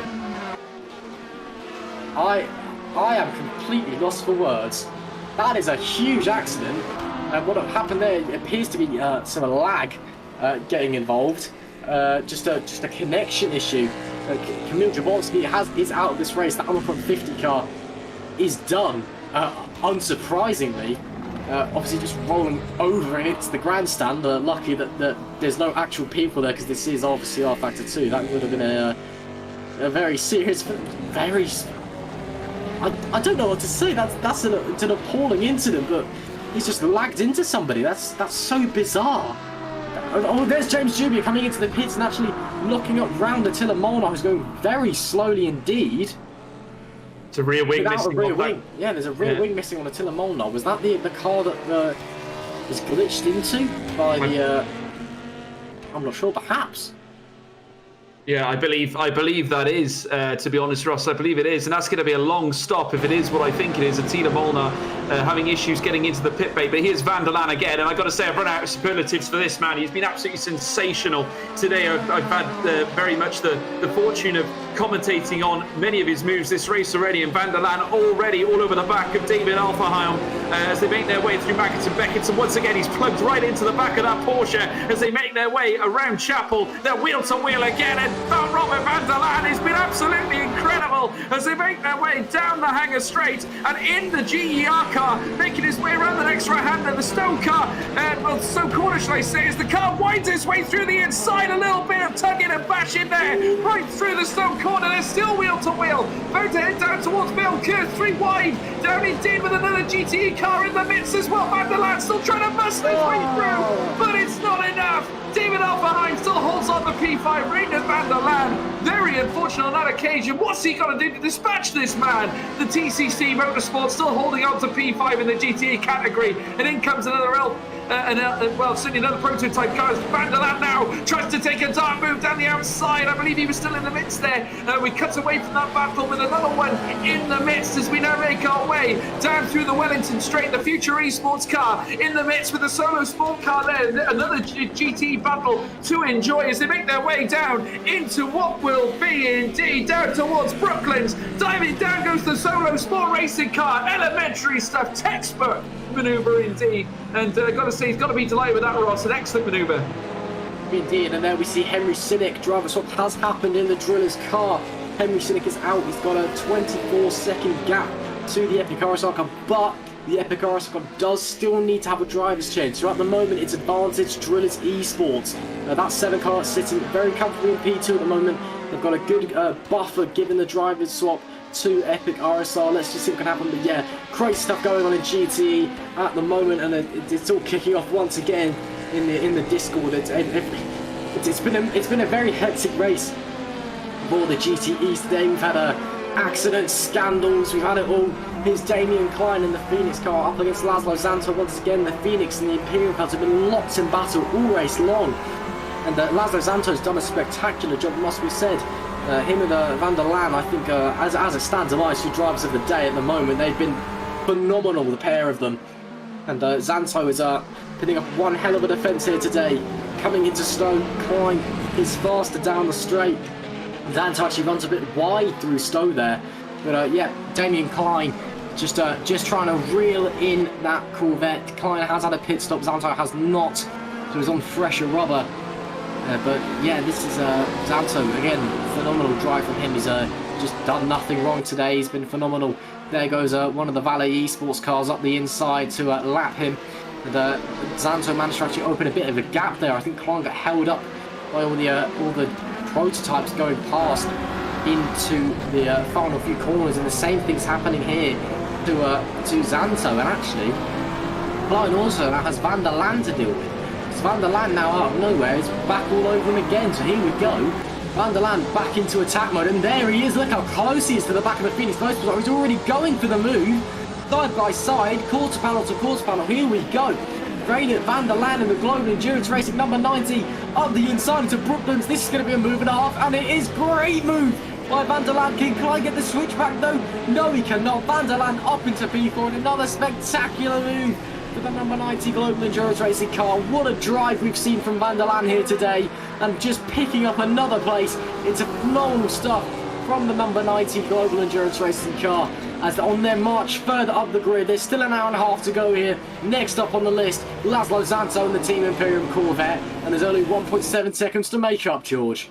Yeah, Damien Klein, unfortunately, was on the wrong end of an overtake there from Van der Laan, who's been absolutely scintillating in this mid part of the race, heading into the latter sector, and they're now trying to close the gap. If you now see Van der Laan on Laszlo Zanto, who's currently, in the context of things, 1.5 seconds away, as we now watch Van der Laan now. You can see Damien Klein there in behind, now being overtaken by a prototype indeed, and there in front, you can there see it's certainly that man, Laszlo Zanto, dead ahead. And certainly the way Van der Laan's going, I'm sure it won't be long before he manages to recoup the gap and certainly make a move potentially on Laszlo Zanto. And that is an affair I can't wait to see, because we know how impervious Laszlo Zanto can be to potential overtakes. He is certainly a battler nonetheless.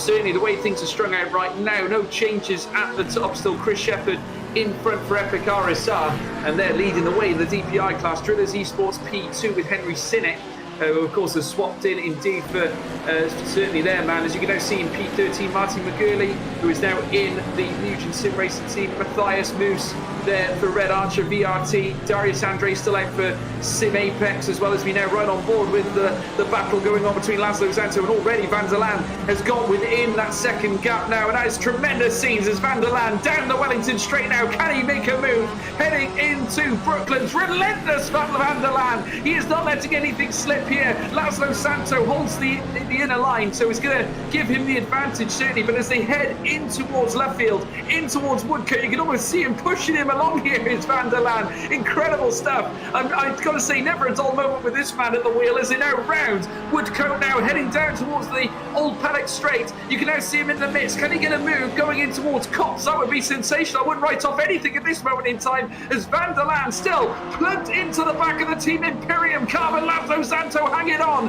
as they come up now in towards what will be Maggots and Beckett, and as they do so in tandem of each other, literally stepping in behind is Van der Laan, looking for an opportunity out towards Maggots and Beckett, the inside line, heading in towards Chapel. Oh, he's a slippery character. He's a slippery character and slithers his way through up into P3 of the GTE category. Laszlo Zanto all over the rear end of him there is unable to have an answer for him, but he might have straight line speed heading in towards Stowe. He has a little look. Does he open the door? No, Van der Laan hanging on as they come down now in towards what will be turn 16 at Vale. It's still Van der Laan. A late move on the cards with Zanto. He shuts the door, Van der Laan. Incredible defending there for the BMW as they make their way around the right-hander, heading into what will be the Lewis Hamilton straight. It is Van der Laan up into P3. Laszlo Zanto P4. Scintillating stuff.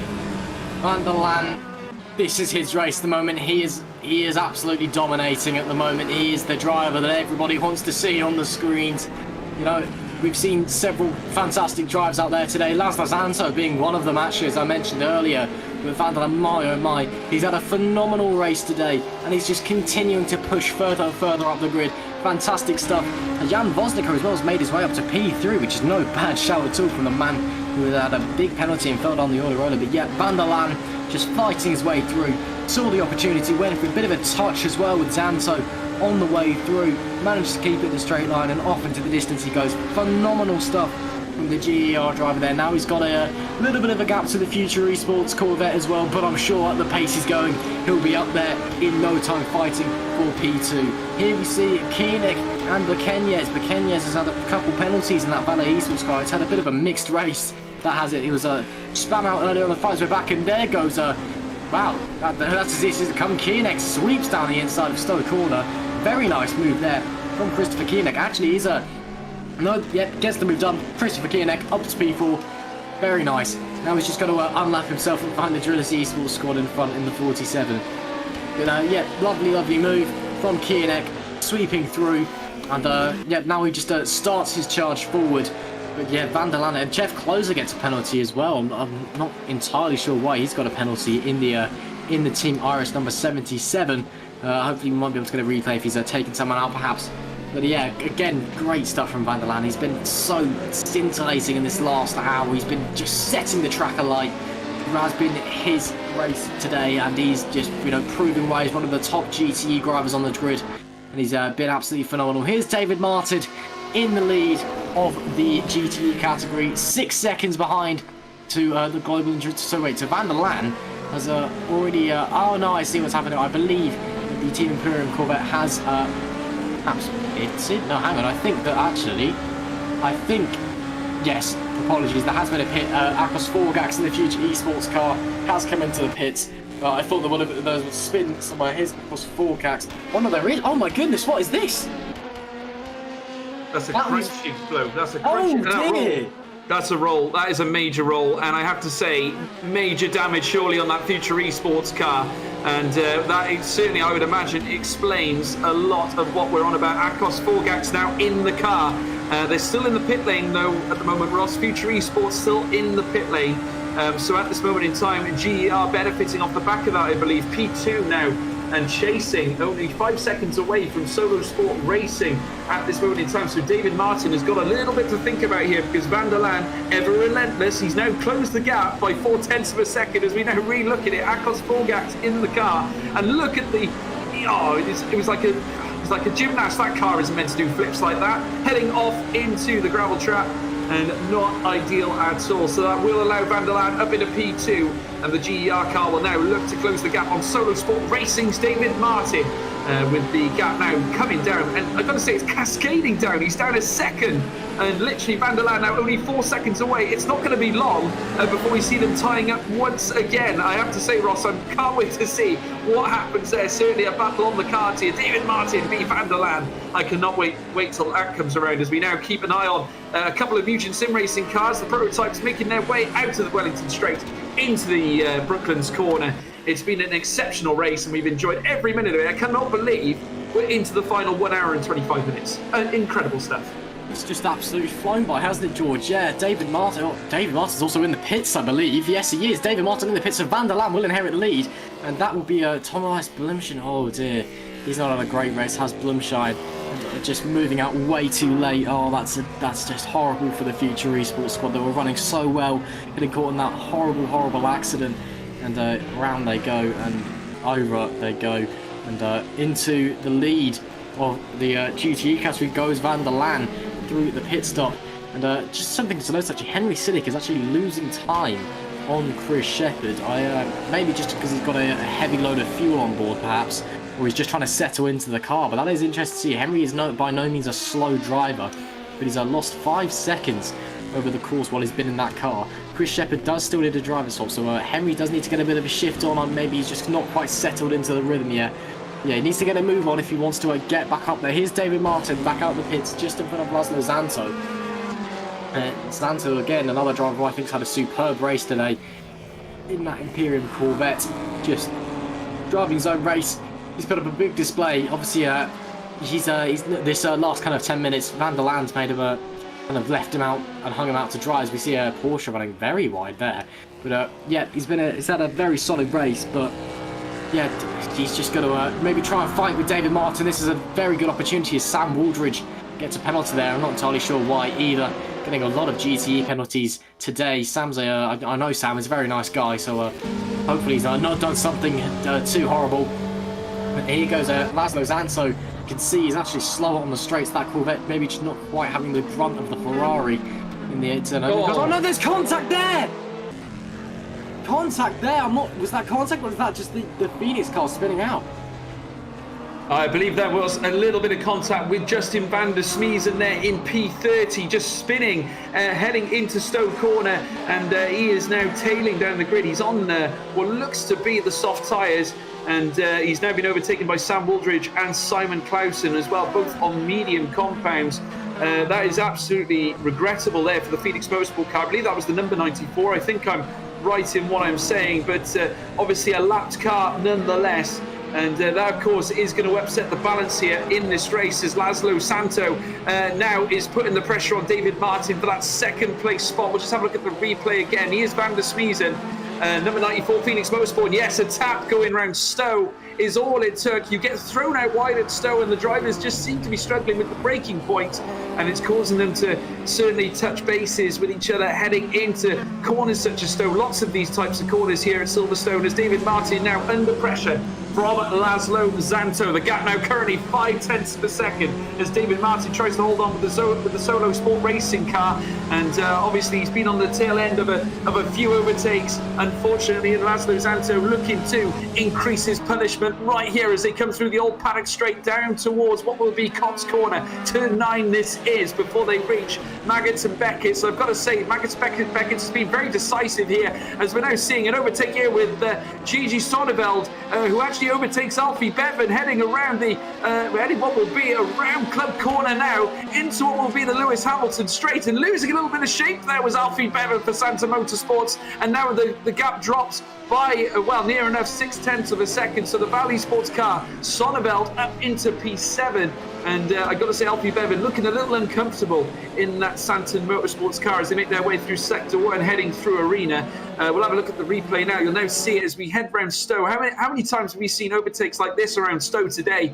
As we now just see them round in the corner now. He took the outside line as well, Sonneveld. That is very brave, given the fact that you can very easily lose traction if you brush even any of the curves there, especially the sausage curves. Of course, these cars are certainly not built for traction, as we're now seeing Ethan Lim for Drillers Esports, of course, in P3, and they've had a sensational drive today, obviously representing what is the LMP2 car, and they're currently fighting in amongst the DPIs. It truly is a sensational watch, and Drillers Esports, I've got to say, must be delighted with the performances of their team of late. Sensational stuff, really, as we're now seeing David Martin there in P2, and Laszlo Zanto once again battling here as they now make their way down the Wellington Straight once again. David Martin under huge jeopardy. Here comes Laszlo Zanto, and he's got the slipstream here. He's got every chance. If he has got the pace, he can wind out left here. Laszlo Zanto with a chance as they come into what will be Brooklands, and certainly as they round turn 6 now, heading into turn 7 at Luffield,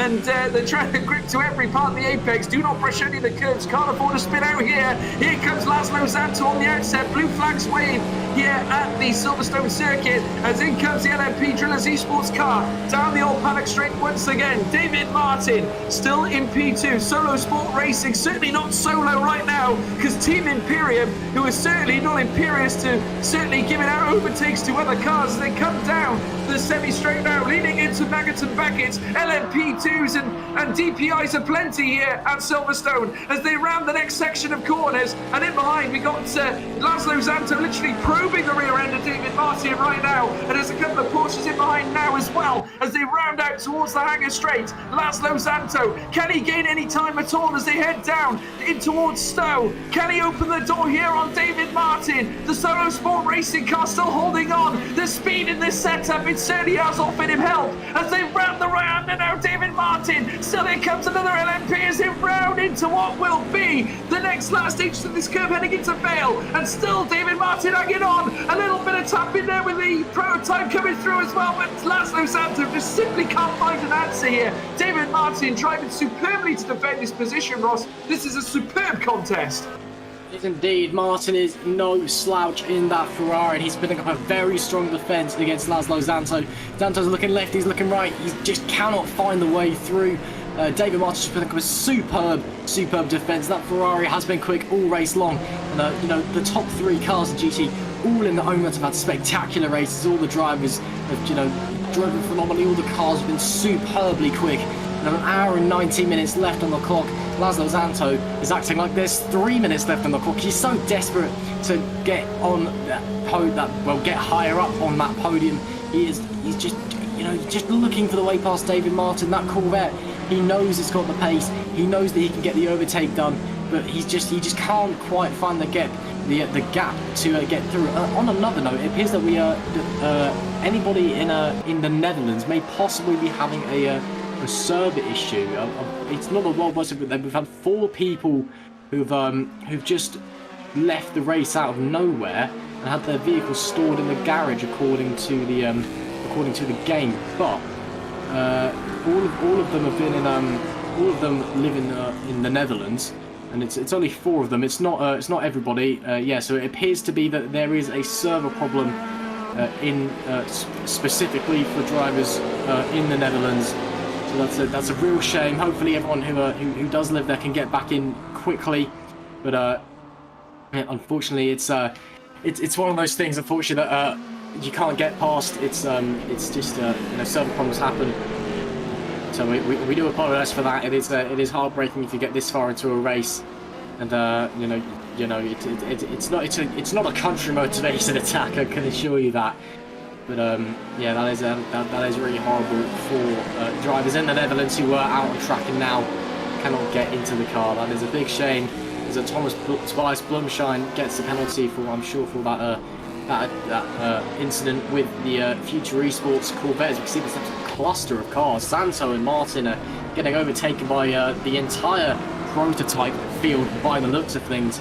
Calls for a red flag in the Discord server at the moment. I believe the stewards will just be discussing what is happening at the moment. Martin's really wide, and Zanto is going to have to be able to slide down the inside. Zanto just ran really wide out of that corner, neck and neck. coming through the kick. A slight wheel banging between the pair of them, neck and neck down the straight. Who's got the more speed? At the moment, it looks like Zanto's just going to have the advantage. He's got the inside line. Who gets on the brakes later? It is Zanto. Martin might be able to achieve the switchback, though. No, Zanto gets the move done. Great stuff from Laszlo Zanto up the inside of David Martin. Lovely move. Saw the opportunity and went for the gap. Great stuff there from Laszlo Zanto in that Corvette. Up into P2 now, chasing down the leader, the Global Endurance driver. We all know who it is. The Global Endurance team that has just done so well. Van der Laan. He's now got to chase him down. Van der Laan overtook him early. Now let's see if Zanto can catch him up. Retake that position back off him. P2 for Laszlo Zanto in the P-Team Imperium car, George. Yeah, no, and I got to say they've been joined by David Alfheim, and if you remember, we've seen David Alfheim before. I've got to say, very imposing driver. He was on the wrong end of a battle earlier on, but he's back and fighting. He has got David Martin ahead, who runs wide there quite considerably, and that's cost him a hell of a lot of pace here. David Martin running the risk of being overtaken twice in the space of a single lap, as we're now seeing David Alfheim making his way down the hangar straight now, and indeed, there's a bit of a glitch. We have a red flag. We have a red flag. Red flag. Right, we have latest news, folks. We have got a red flag. There's been a server breakdown in Holland. We have heard that they have been, certainly removed from the server unintentionally. This means we have now got red flag conditions, Ross. What is this going to do, certainly, to the outcome of this race? Absolute scenes here at Silverstone. Well, it is indeed. Well, this is going to be an absolute nightmare for several teams. The DPI category. That's going to be absolutely crucial because that's going to allow Musion to close right up. And the Epic RSR car just come into the pits as well. So that basically eliminates their driver swap. So this is suddenly a game on Epic RSR. Red flag, server problems in the Netherlands. Again as well, looking through, we've got several cars, all the leaders, this is not what they wanted at all, I can tell you that now. The timer, I'm not sure whether the timer will keep ticking or not, but there is a red flag. Every driver will stop on the front stretch. And then I'm not quite sure the procedure is from there, because we've not had a red flag as of yet in the series. We have just had the red flag procedure posted in the general chat on the Discord. So the order of the starting grid will be determined by the standings on the last lap before the server crashed. Any time and distance gains made over the initial race will be voided. All participants will start on lap 1.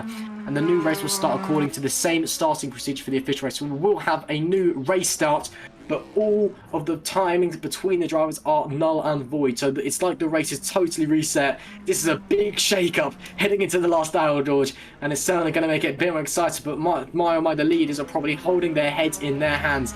That is not what you want to see at all. As we see there, yep, all the cars coming in. There's a very interesting stopping pattern there, and one of the AFP cars decided to stop at 90 degrees. Engines off, I'm sure, for everybody as we sit and wait.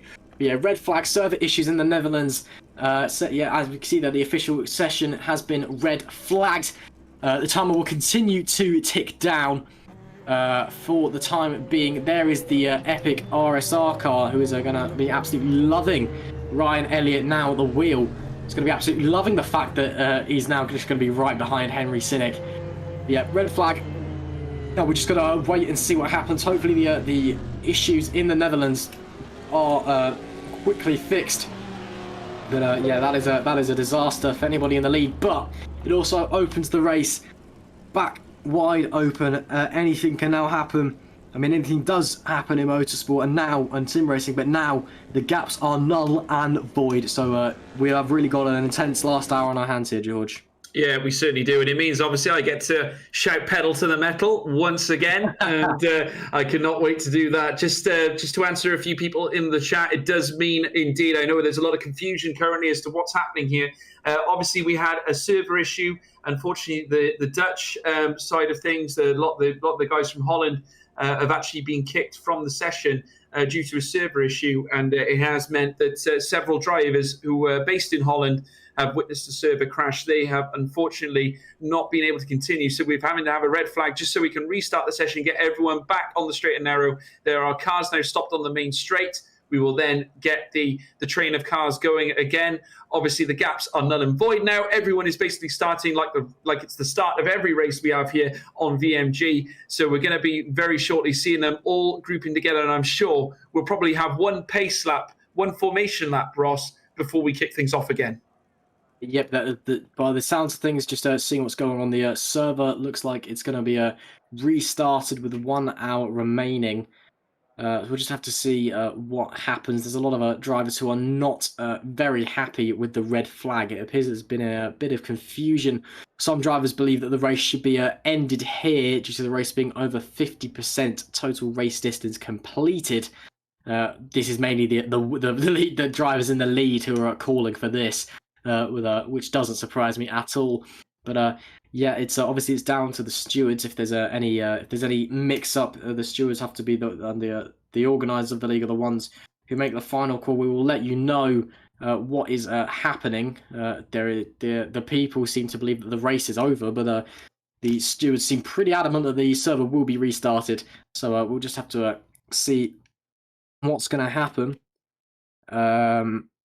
Yeah. So it's been a bit of an interesting race so far. Let's while we're just waiting to see what happens, let's just recap what's happened. So we've had a cheating scandal, several accidents, lead changes, pit stops galore. Now we've had a red flag. We basically all we need is actually a code 8, and we have had absolutely everything, haven't we, George? Well, it seems like we've gone from one extreme to the other, isn't it? Obviously, we had Spa where we had several code 80s. Obviously, I think that was heavily impacted due to the weather situation. But we came here and we actually said it. We probably a commentator's curse in a sense, because we did say during the race that, funny, we haven't had any code 80s yet. All of a sudden, we get obviously, like you said, the scandal involving the Le Mans, the suspected Le Mans setup applied to in the GTE class.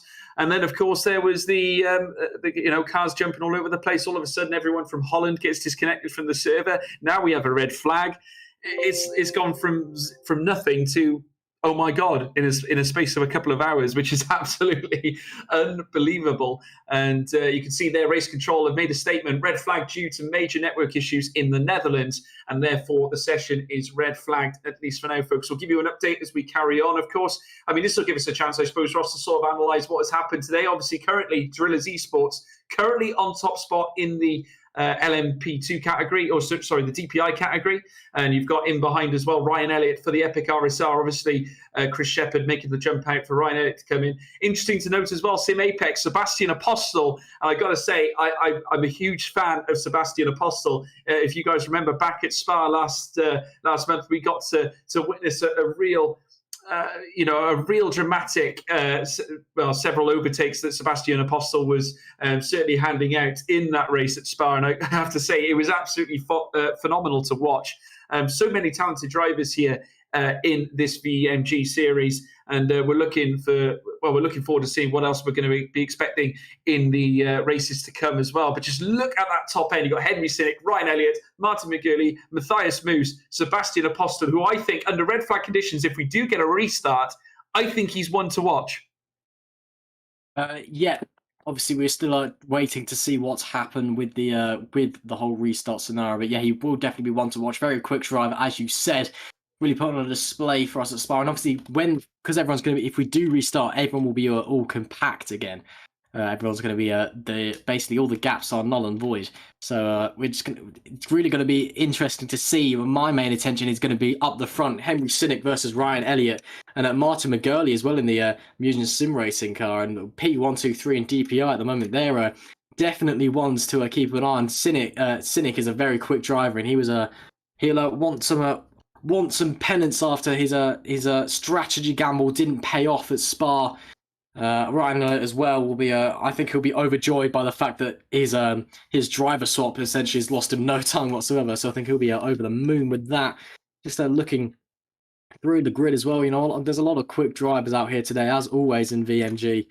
And there's as you said, Apostles one to really look out for. But given that gaps all null and void, it really could be interesting, but we have to wait and see if the race will be restarted. At the moment, hang on. There's huge debate at the moment as to whether we might actually get a restart or not. So the stewards seem to be saying one thing, and other stewards have said the other thing, and then the people are all saying one thing, and then some other people are saying another thing. Just to give you a rundown, the rulebook states that what we can tell anyway, the rulebook states that if the race is over 50% completed and and the race is red flagged, then the race will end there. However, some of the stewards want the race to finish. Some of the drivers also want the race to finish. However, no, one of the stewards has come forth and said that that they are now thinking about ending the race here, and some of the drivers are agreeing. Yeah, we'll just have to see what happens. We're just gonna have to wait for the final verdict on what happens. I tell you what, though, if the race ends here, Henry Sinek has just got the easiest race victory in the world. He's done about 5 laps in the car and just won the race off a pit stop. So well done to the Drillers squad. Their strategy's paid off well. But yeah, we'll just have to wait and see what happens. While we're waiting, why don't we just next time out? I believe we're at Road America, aren't we, George? Yes, I have to say we're going to be heading over to this. We're going stateside, and I cannot wait for this one. Of course, we can confirm. I've just had a note in my ear, folks, ladies and gentlemen at home there. We've got a decision being made in 10 minutes' time, so do stay tuned. Myself and Ross will keep you up to date with what goes on. But yes, we're going stateside next month. We'll look forward to that as well. Obviously, United States, very, very big supporters of this kind of racing, of course. I mean, we see the endurance racing happen there all the time.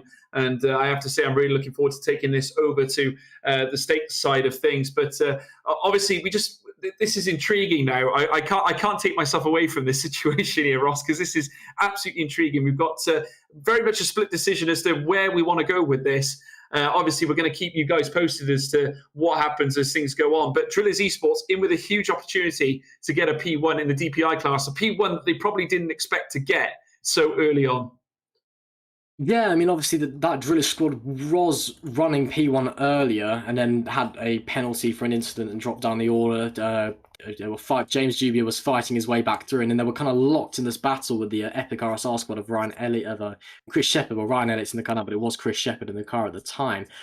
James Jubia decided to run one of his stints a lot longer. It was the stints for most of the DPIs was about 30-minute stint before you needed to come in for fuel. He ran for about 45 minutes, basically gave himself a 15-minute buffer, and that's just by absolute sheer luck has come good for that Driller squad. So if the race does not continue, then yeah, Henry Sinek, possibly, as I said, easiest race for never, done about 5 laps and then win the race. Yeah, that would be an absolute masterstroke by the Driller squad. I'm not sure who's made that strategy call. Perhaps it was Juby himself. But that would be an absolute masterstroke from them. You know, it is lucky, but it's very cleverly lucky. They obviously wanted to try and shake things up to try and get close at the end. And it's ended up possibly giving them a race win. You have to see as well, just looking down the order, if the race does end here. So if the race does end here, then Henry Sinek will win the race in the DPI category in the Drillers Esports number 7. Ryan Elliott taking P2 in the Epic RSR car. And Mugen Sim Racing number 16, Martin McGurley coming home in P3. And then in LMP2, we've got Vladislav Mochilenko in the Sim Epics 56. Ethan Lim in the Drillers Esports number 47, who had a great comeback after they had a really harsh penalty for which was quite a big accident, to be fair, but it was a very, very harsh penalty on them. And they've managed to make a great comeback into P2. And then Peter Vagapov in P3 as well, in the number 37, and down in GTE, the man, the myth, the legend himself, Reino van der Laan in the GER number 90 car, followed by David Tepper in the Phoenix Motorsport number 26, Laszlo Zanto in the Team Imperium number 87. If the race does not continue, that will be your final top 3 for each position. So we'll just have to see, just waiting to see what happens. Yeah, so it's all pretty exciting here over at VMG. I got to say, I'm bracing with anticipation here, Ross. I'm reading what's going on in amongst the teams here, and the voting system was carried out. There is actually a direct 50% split currently in the vote, 47 by 47, which is absolutely intriguing. So obviously there's a lot of disputes. Obviously currently the situation obviously confirming whether the red flag will turn into a race stoppage or whether we will have a restart. Obviously a lot of deliberation going on in amongst the admin teams and the people who run at VMG. Obviously this is why we have race directors. It's why we have moderators, people who look after things for this series. Naturally, we want what's best for this competition. Obviously what's best for the for this, and obviously we will keep you guys up to date as things go on. Obviously myself and Ross are literally just waiting for word as to what the decision is going to be. I have to say this is probably just as exciting as any race at the moment, Ross. I have to say. Yeah, just I don't actually know what to say. I've not really been in this scenario before. We've not had a red flag in VMG before. I'm just obviously just such a mix up with the rules. It's very interesting. I don't think I've actually seen such a strange scenario. Obviously exclusive to VMG. Yeah, it's been very interesting. So we'll just have to see what happens. We've still got 5 minutes to go until the call is made. Unless it's a 50-50 split, in which case then I have no idea. I myself haven't voted. I assume George hasn't either. But have you voted, George? Or I'm not getting involved. I have to say, we're gonna remain Switzerland on this argument. We're gonna remain neutral. I've got splinters on my backside from the fence I've been sitting on. So honestly, I think personally, I think when you come down to issues such as this, I think obviously it should be sorted between the teams and obviously the admin who are obviously in charge of this league. Obviously, if us as commentators can't really get involved in matters such as this, we are here to bring you the commentary for the race and obviously keep you up to date with what's going on. We can confirm that there will be a decision made in the next 4 minutes. A decision will be made at 4 GMT. So obviously do stay tuned. It is going to be extremely interesting to see what does happen. Obviously, regardless of what the result is, it's going to be intriguing, isn't it, Ross? I mean, I'm not quite sure which way it's going to fall, but Drillers Esports currently in the midst of a potential and a very, very good P1 should it carry out the way it is. Obviously, Epic RSR will still follow with a P2, which I'm sure they'll be just as happy with, even though I'd imagine Ryan Elliott would have liked to have taken the fight to Drillers. I'd imagine they'd still be pleased to get a P2 after a very, very good P1 at Spa last month. Yeah, it's great. Great result from Epic RSR. Again, they could have had a win, but still, after that point, the Drillers and Epic RSR squad, if the race does not continue, will be tied on points. So that's very interesting to see here. Just kind of looking through the squad list as well. Yeah, that's the main thing. The Drillers and RSR points, meet up. That's very interesting. And then just GTE as well. Musion Sim Racing, nowhere near the podium. Bro Bala only P5. So if the race does end there, that's a disaster for them and GTE. That's really not great for them. That's not where you want to see when you're trying to fight for a championship. Christopher Kierneck as well, again P5. So Musion are really dropping heavy points in their in those two respective categories. So we'll just have to wait and see what happens. The announcement will be made at 10 past. So we just have to wait and see until then. Yeah, I have to say there's a lot of deliberation going on in the servers right now, folks. Obviously, we are going to keep you... Right. Okay, folks, we have a decision. We have a final verdict. We can confirm that the race, as you can see below in the graphic, the race is finished. The race is finished. Your winner here today is Henry Sinek for the DPI class. Obviously... It's Epic RSR. Do apologise. Epic RSR penalty applied. Ryan Elliott is the winner on this occasion. Epic RSR are winners. Do apologise, folks. Epic RSR are the winners of this 4 hours of Silverstone. I can confirm that without a shadow of a doubt. The race is over. The winners here in the DPI class are indeed Epic RSR, and that is how we are going to finish. Incredible stuff, Ross. That is the decision that has been made. Yeah, well, of what's clearly happened, I was convinced that it was going to be Henry Sinek in the Driller squad, but they've actually, I didn't take into account that Epic RSR came into the pits the lap of the red flag, and obviously the results are taken the lap before the red flag. So Epic RSR are actually, in fact, the winners of this race. But yeah, 3 hours of Silverstone then. It's been a bit of an interesting one, a bit of an anticlimactic ending, unfortunately. Ending on the red flag with still an hour to go left on the clock. Big shame.